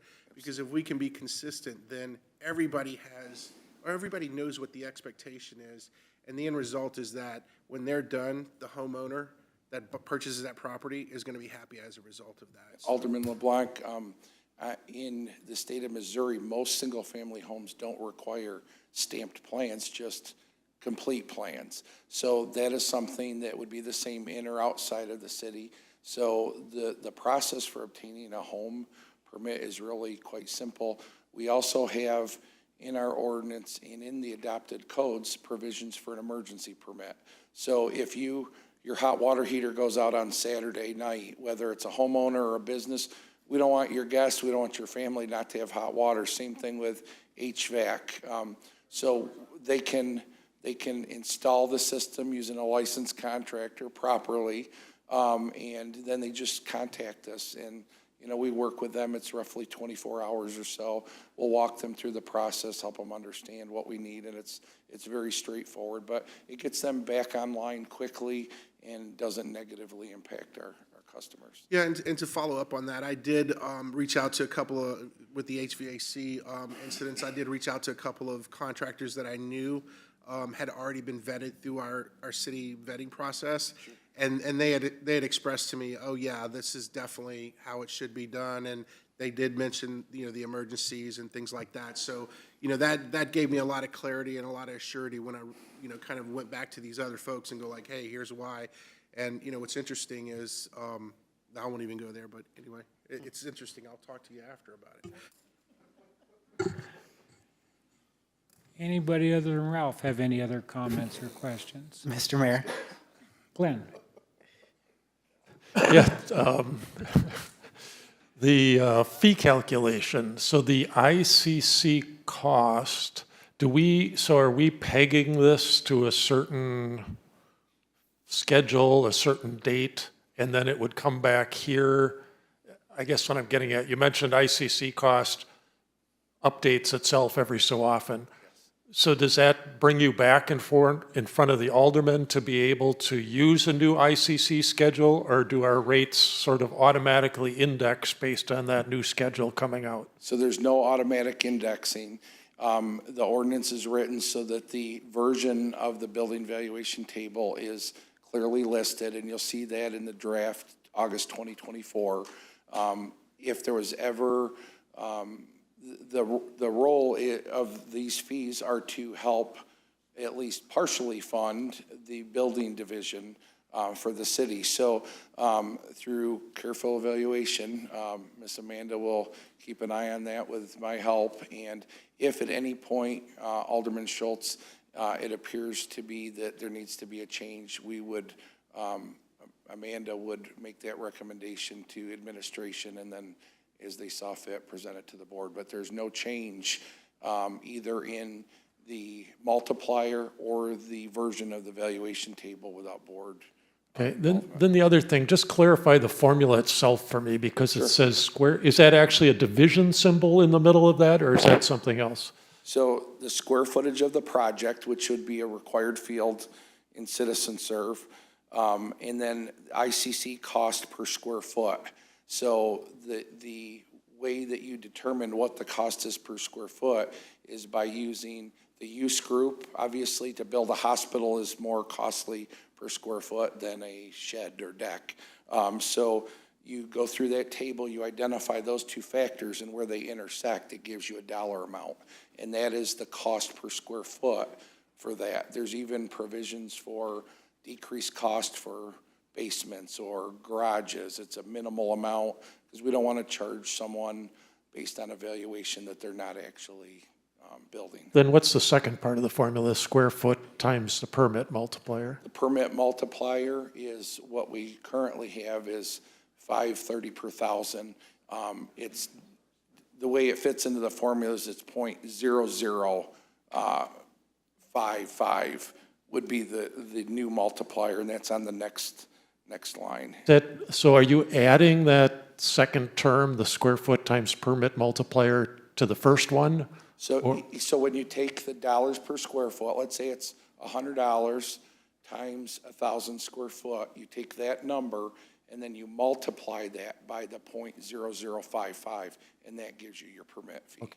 So that second square foot up there really isn't there in the formula? It's just a wording in the table, but I understand what you're saying. Yeah, it was confusing. If I understand it right, what you're saying there is it's the square footage times the ICC cost per square foot. Correct. Times the multiplier. Yes, sir. Yeah, it just doesn't show up well on the graphic, that's Probably all. shouldn't have put the second square foot in there, probably. So I can assure you, we spent months working through No, the I was just, formula. I was and looking at it and trying to decide, is that really a formula up there? Because if it is, square footage cancels out. It's more a you know. descriptor. Okay, yeah. Then my other question, I think you said it already, but let me just clarify. The standalone permits for those kinds of things, we're saying that you have to be a licensed contractor to be able to execute those standalone permits. So does that basically take away homeowners' ability to DIY projects in those categories? So the licensing requirements are found in Chapter 22 of our code. Those are not changed. There's even the provision where a property owner for owner occupied can build their own home. They just can't build one every 6 months for themselves, which would clearly be a contractor. So we still work with property owners for simple things. When it becomes something like an electrical service that a typical DIYer may not be able to do, then there's permitting requirements. But kind of finish that example off. So electric hot water heater, homeowner feels they want to install it themselves. Are they going to be able to do that once they get their permit? I believe they would without a problem. Thank you. Marshall? Just out of curiosity, so if you're assessed a fee of $119 times 2 for working without a permit, what percentage of the time, Norm, does that person then have to redo the work that they did? Okay, so I think what you're asking me, and tell me if I'm wrong, the 119 is the cost for a work without a permit fee currently for a residential structure. We would be transitioning to double the permit fee, or $200 minimum. So basically, if the permit fee is under $100, then your fee becomes $200.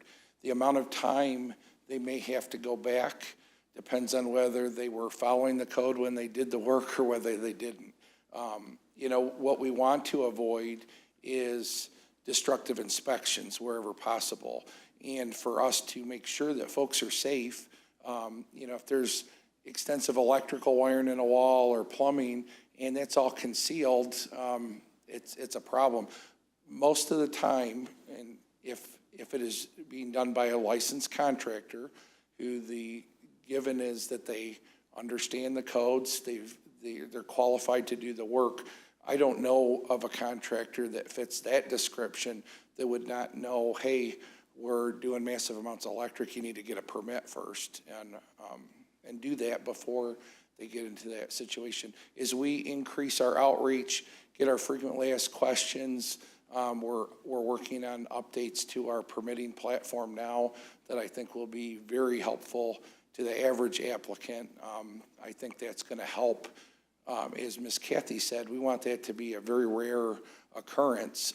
But if it's $119, hey, I'm going to take my chance. And that's where we get into unsafe situations. And that's what I was just curious about, because even at $238, Right. you know, I mean, there still could conceivably be an instance, like let's say somebody, not electrical, but let's say somebody installed a water heater. Right. And they're assessed that $238 penalty fee, but then they were able to show, hey, this was done correctly, these are the specs that I followed. You're not always necessarily going to make them tear that out and do it again. Is So that correct? there's no, where destructive inspection comes in play is when you cover and conceal, and we can't see that. If we find out there's work done without a permit, and we can review it, do the inspections, we'll say, hey, next time, get your permit.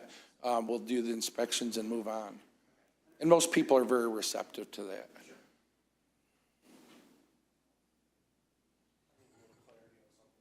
I need a little clarity. Did you already have a turn? I did, but I'm gonna take another. I didn't speak earlier, just in case, because I need. You saved one So- from another right, item? yeah. I deferred, yeah. So, both of you, please help me out. So I'm a DIYer. Some siding gets messed up on the side of my house. I replace it. Do I need to get a permit? So we have a document in office for both commercial and residential projects, which will be updated with the adoption of this ordinance and available online. It's called When is a Permit Required? And so there is currently a list in both the IRC, the residential code, and the building code that says permits are not required for the following items. We have three. Hillary? Oh, hold on. Yes. Oops, we have no reset. We have no quorum. So we're going to take a short recess. Perfect. I knew Glenn left. I just sneaky.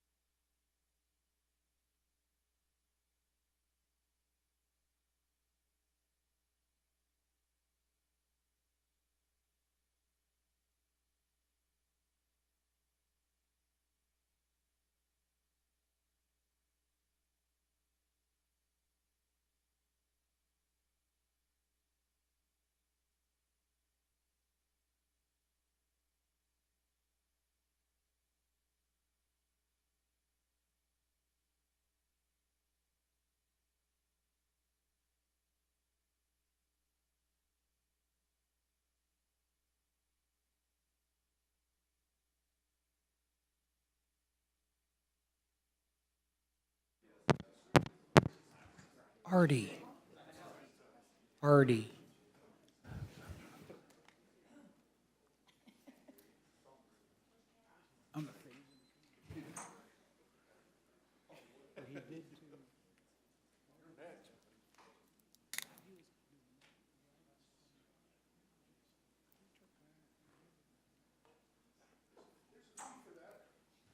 It didn't go over very well. Okay, 1, 2, 3, 4. Okay, who were we? Yeah, so Ralph? replace his siding, and he did his, paint my house, need a permit, re-roof, need a permit, like, yeah. So you don't need a permit to paint. Many things are exempted from permits. That's already in our adopted code. Maybe you could talk offline. The residents of our community need to know this. Is there any other questions or comments from the board that we Thank don't you. want to hear? I think we've covered this pretty good. Yeah. Sure? Is there anybody in the audience have any questions? Come on, double dog dare ya. Nope. You're not writing this down, are you, Jason? Okay. So it's time to vote. All in favor, say aye. Aye. Opposed, same sign. Ayes have it. Thank you. Thank you, Norm. Thank you, Amanda. Your Honor, the next item is a resolution of the Board of Aldermen of the City of Branson, Missouri, setting forth the facts and reasons for the necessity to amend and increase the city's annual budget for fiscal year 2025 in the general fund due to contractual services. Do I have a motion adopting this resolution? So moved. Second. We have 2 so moved and 2 seconds. And to go to staff report from. No, it says Michael. Apologies. I'm not That should- nearly that as should be good looking Alex. as Michael, sorry. Alex. Might be a smoother talker, but. I'm sure he's not here. Oh, he is here. Uh-oh. Good evening, Mayor and Board. The resolution for consideration this evening in front of you is really intended to launch the next critical phase of the city's efforts to further explore the development of an indoor sports facility in Branson. City administration fully understands the importance of this proposed facility to our community and is actively engaged in pursuing an indoor sports facility to be located right here in Branson for the benefit of our local residents and tourism economy. So to further this, we are asking tonight for a budget amendment, and this is obviously the resolution, to allocate $40,000 from the general fund to provide the needed funds in order to explore and engage the professional services needed to advise the city on this development becoming a reality here in Branson. Thank you for your consideration. So for clarity, SFC has been in our community for 18 months doing a study. And they completed phase 1 and 2. SFC and the Taney County Partnership are completed with their process. So what we're being asked tonight is to approve a $40,000 budget amendment so we can execute a contract to move forward to take this to the next step, right? To bring this into Branson.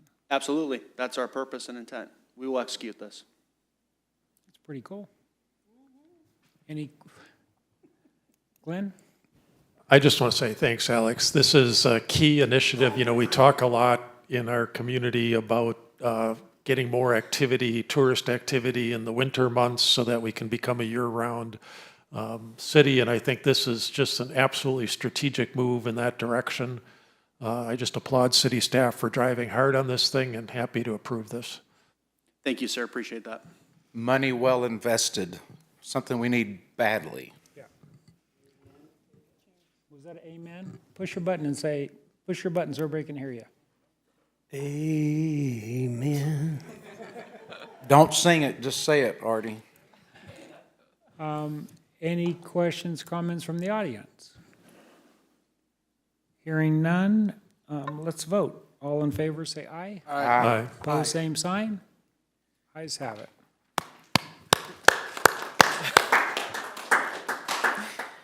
Your Honor, this is the first reading of Bill Number 6543, an ordinance amending the adopted 2025 budget for the City of Branson to increase the city's annual budget for fiscal year 2025 in the general fund due to contractual services. You've heard the first reading of Bill 6543. Do I have a motion approving this So bill? moved. Second. Motion is second. Staff report from Alex. Mayor and Board, again, this is the money component of this request. The resolutions to authorize, this is an ordinance to implement. And so we'll be asking for a double read this evening due to timing to get this well under motion and well underway. Thank you. Any questions, comments from the board? Questions from the audience? Hearing none, let's vote. All in favor, say aye. Aye. Opposed, same sign. Ayes have it. Clay, you're up. Your Honor, I move to read Bill number 6543 for its final reading.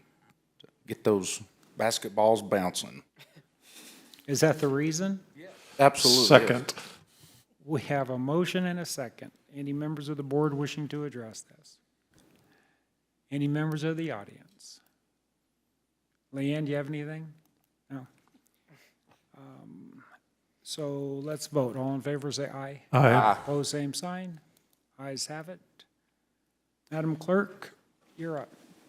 Your Honor, this is the final reading of Bill Number 6543, an ordinance amending the adopted 2025 budget for the City of Branson to increase the city's annual budget for fiscal year 2025 in the general fund due to contractual services. You've heard the final reading of Bill 6543. Do I have a motion approving this bill? So moved. Second. Any discussion from the board? Discussion from the audience? Madam Clerk, would you please read this for the final reading? So we did read it for final reading. We're just going to do the roll call. Oh, how vote. about the roll call? Yeah. Lucas? Yes. Cooper? Yes. Howden? Yes. LeBlanc? Yes. Schultz? Yes. The result of the vote is 5-0. Motion carries. Thank you, Mayor and Board. It'll be a very bright day in Branson soon enough. Thank you. Yes, it will. Thank you. Good. Good day. Oh, okay. Like it. Your Honor, the next item is appointments. The appointment process is in accordance with the Board and Committee procedure for Category 4, which are appointments made by the mayor but not approved by the Board of Aldermen. Mayor, please announce your appointments. The appointment for the Taney County Partnership with the term expiring April 26 is Marshall Howden. The appointment as the Chamber of Commerce representative for the city with the term expiring in April 26 is Ralph LeBlanc. Appointment to the Finance Committee with the term expiring in 2026 is Ralph LeBlanc, Artie Lucas, and Clay Cooper. I want to thank everybody on the board for continuing to serve. And Your Honor, the board will now be voting on a slate of appointments for Category 5 appointments made by the mayor with approval of the Board of Aldermen. Mayor, please announce your slate of appointments to be voted on. The slate would be, all of these will be expiring in April 26. For the Downtown Airport Board would be Glenn Schultz. The Advisory Park Board would be Ruth Denham, and the Planning Commission would be Ruth Denham. Do I have a motion to approve the slate of appointments for Category 5 as presented? So moved. Second. We have a motion and a second. Any discussion? Hearing none, let's vote. All in favor, say aye. Aye. Opposed, same sign. Ayes have it. That it? We are now at the report section of the meeting. Mr. Lucas, you're up. Thank you very large. It's been an exciting week in Branson. We finished out the month of April with over 7 inches of rain, which is going to make for good mushroom hunting. And a lot going on downtown. I walk down there nearly every day, talk to owners of the businesses and employees, and for the most part, not hearing a lot of complaining. I've had a half a dozen that have kind of raked me over the coals. But I told them it's all the mayor's fault. No, I'm kidding. Hey, buck stops here. But, no, as I had mentioned early on, some are disappointed that we're doing it this time of year. But they're all anxious to get it done. They all know that it's going to be a big improvement to downtown. And so I've done my best to assuage concerns and encourage them to know that, we're getting it done the best we can. The construction crew is doing a really good job. The rain didn't slow them down. And the 24-hour shift is, I think, going to be a big boon to getting things done quickly. We haven't had to contend with any mud to speak of. The one thing that has been brought up is, can we get some signage at each end saying Main Street's open for business? I know there have been some signs put up, electric signs around the area, but they want some type of signage right at the ends of the street. Michael and I have talked about it, and we can't put them on the barricades. That's not legal. So we're going to see what we can do to help them out. Maybe I'll stand up at the end of there with a sign and say they're open.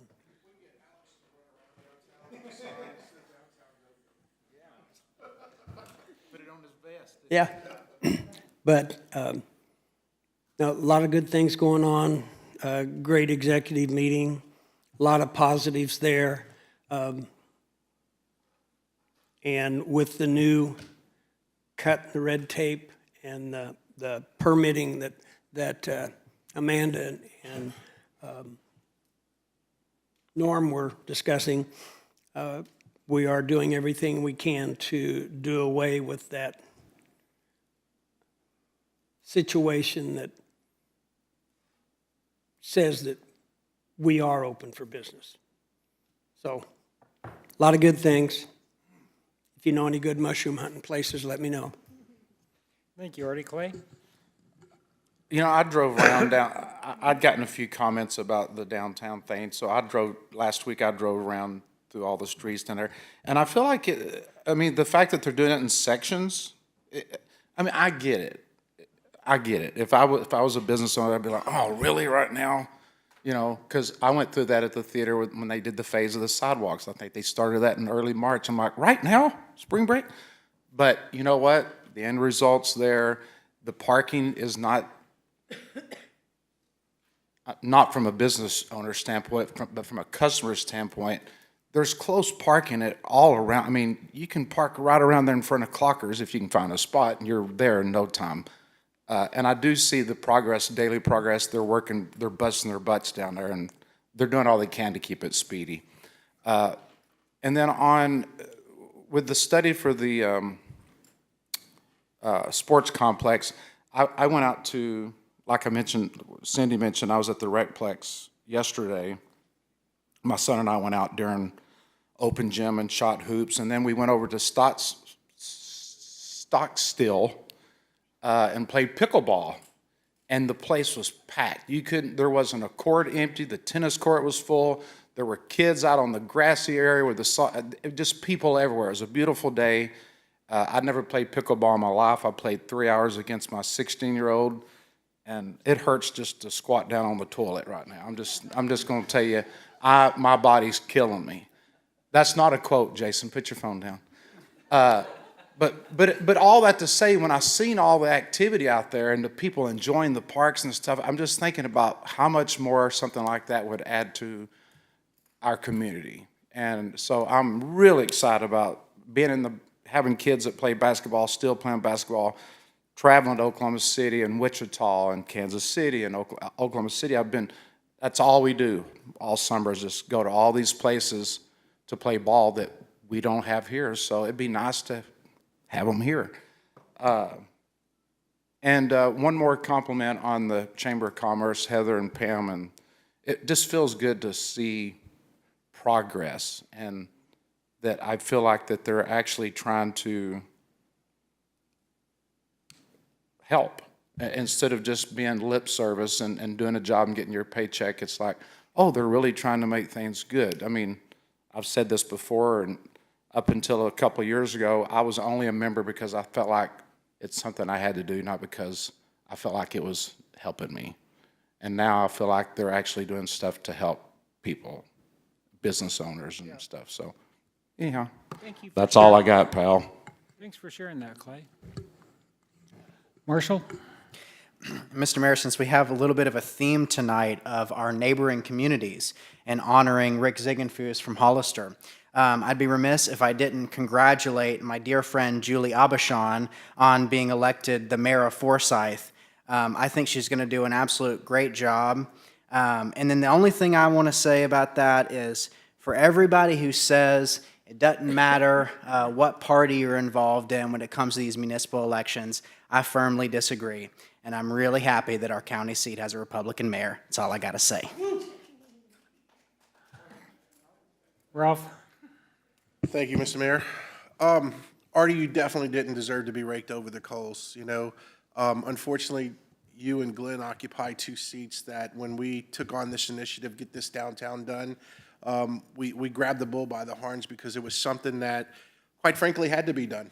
It had been kicked down the road, the proverbial can kicked down the road for so long that it got to the point that the infrastructure was basically, I mean, to its end. You know, the life had been sucked out of it, and so it was necessary. And, you know, the things and the timing and the way all that happened, you know, you just have to give it to our staff for really, you know, dedicating the time and effort and making the adjustments on the fly to, you know, the bidding process and really the initiative on the front end to consider all the businesses' input and to try to fit that within that bidding process. And unfortunately, it kind of threw up a cabbage ball to us and we didn't get anything. But then we go back and we make some adjustments to it and we get a bidder. And now this infrastructure project's getting done.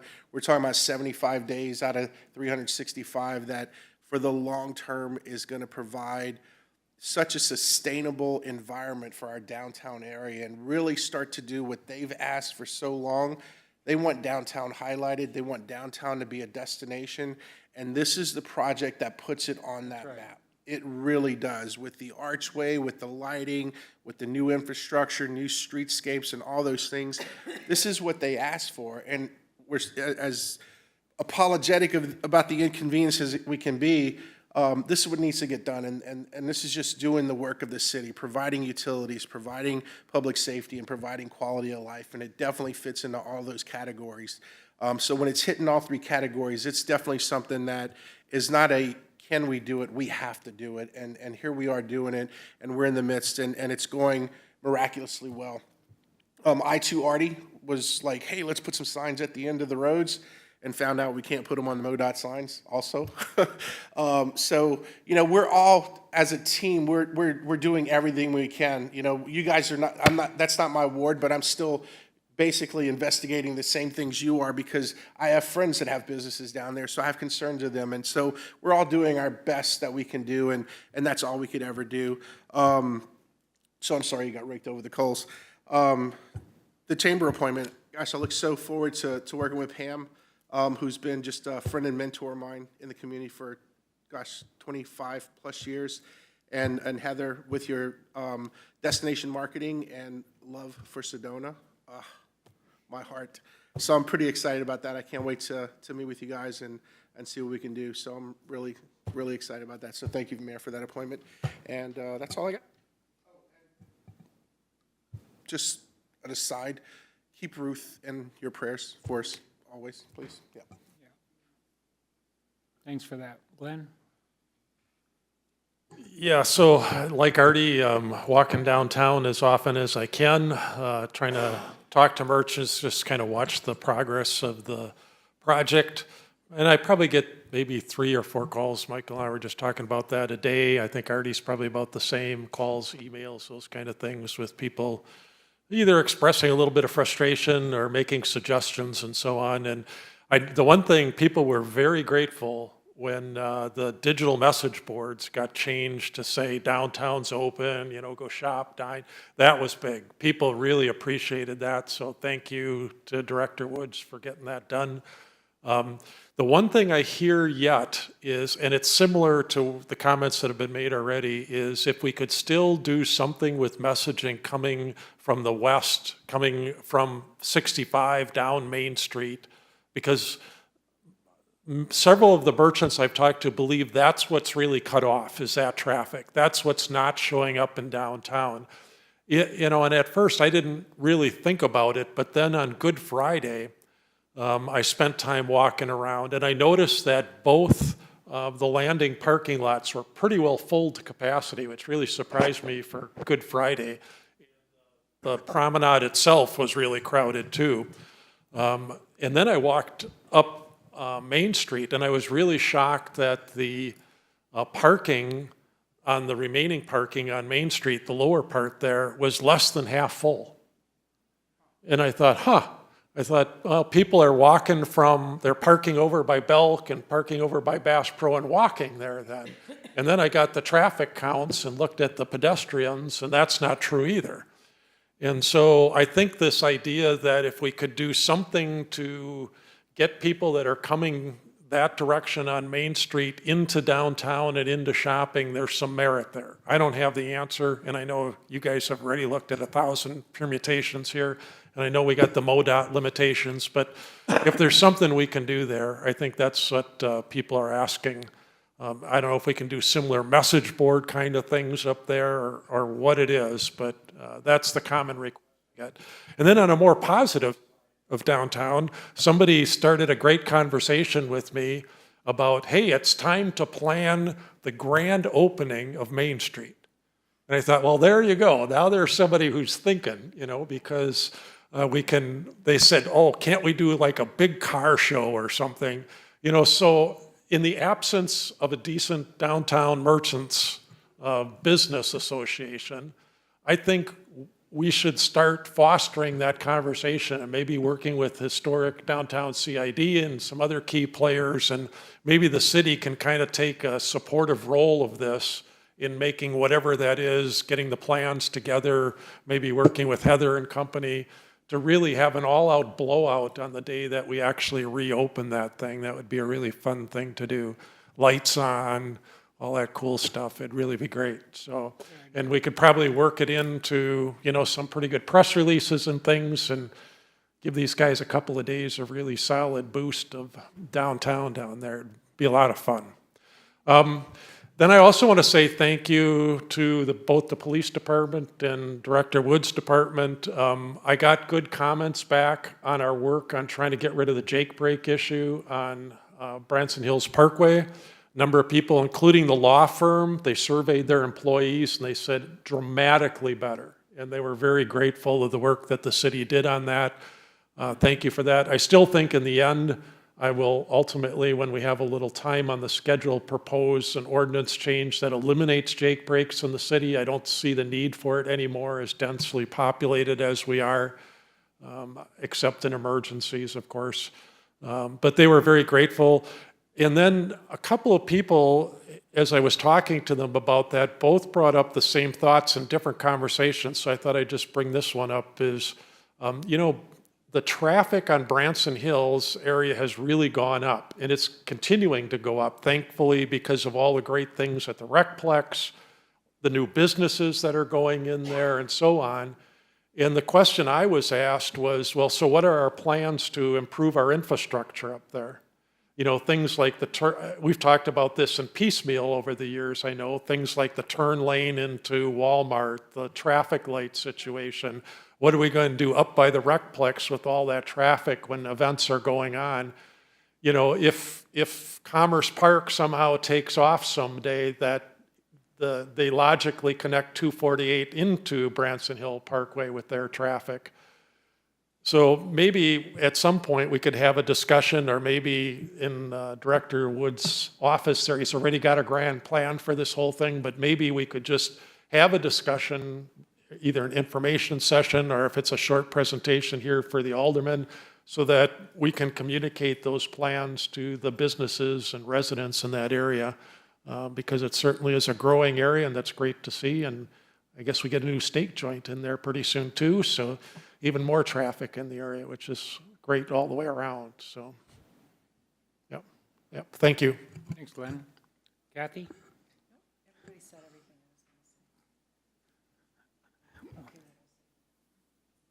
Thank you, Mr. Mayor. I really don't have anything to add. Everybody has said the things that I was going to talk about, and I guess the only thing I will say is just how much I appreciate the challenges that the businesses are going through right now, but just it will be something when it's finished, and it's been so long overdue. And I know that the returns on this investment are going to carry us for many years to come. So thank you, everybody, for your patience, and we're doing everything we can to get it done on time, maybe ahead of time, and under budget. That's our goal always, so thank you. I'm sorry, you had your turn. Sure. I just wanted to shout out to the chamber and the marketing department for their efforts in helping to market downtown during this construction period. The people down there really appreciate it. See what happens when you stick around? We'd have been saying all this and you wouldn't have heard one word. Well, I have several things. First off, I wanted to really thank our community for their support in this election cycle with myself and the 3 aldermen running unopposed.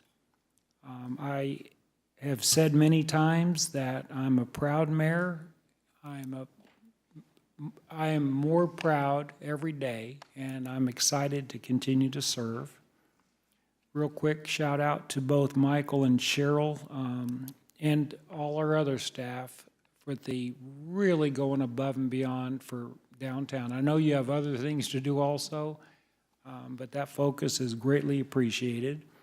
Wanted to also remind the community, Jason, I'd like to remind the community that we have empty board positions to be filled, and they can go online and up until April 30th, and it's an online application, bransonmo.gov. But if you're anybody out there interested in serving and making a difference and hearing your voice or sharing your voice, please sign up. Real quick, I attended the First Responder Appreciation Day at C of O. We honored all of our local first responders. I greeted the Missouri chapter of the Daughters of the American Revolution. They had over 400 members in town. First convention they've had in Branson. It was really exciting, and they want to help us with our 250th. And Daughters of the American Revolution, that pretty much fits right in, right? Last week I gave an update to the Taney County Republicans, an update on our city. I attended Arbor Day with Cindy Shook at Sunset Park. We do still qualify as a tree city. And I have some comments here that I'd like to read. It has to address with our downtown Branson. So Jason, you may want to, feel free to quote me on some of these.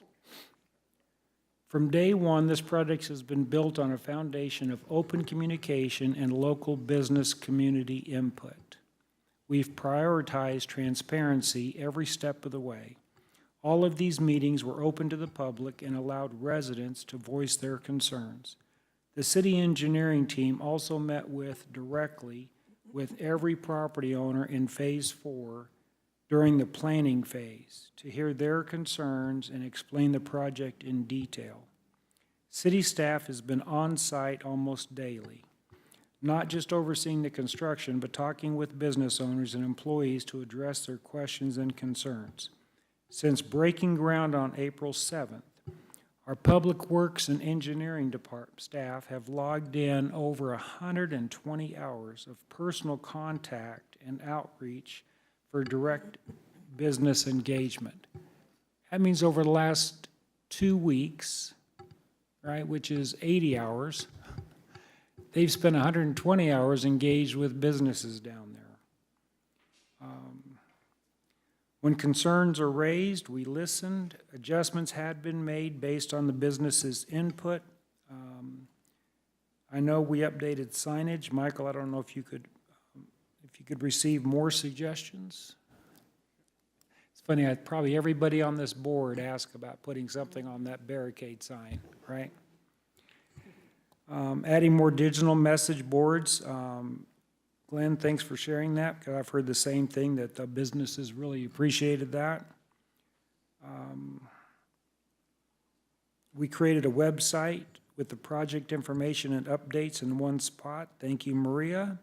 Increased communication with weekly texts and social updates. We know that disruptions are difficult, but we're committed to getting this one done right and as quickly as possible. Our timeline is focused and achievable. After the contract was released, the city gave the contractor the ability to work 24 hours a day on the project to keep it on schedule in case there are any weather delays. I said all that to say, I don't know of another project that we have done, with the exception of Branson Landing, that we've reached out to the community, asked for more input, and really have kept them educated and included along the way. We all know that we love and respect our downtown area. I think having a grand opening, Chamber, if you would help with that, with the downtown, it's going to be beautiful, right? So I just wanted to share that, because there's some naysayers out there, right? And I just wanted to share that, in my opinion and many people's opinion, I believe that I'm proud of how above and beyond our city has done. Thank you, Kathy. And with that, I will entertain a motion to adjourn. So move. Well, don't all fight.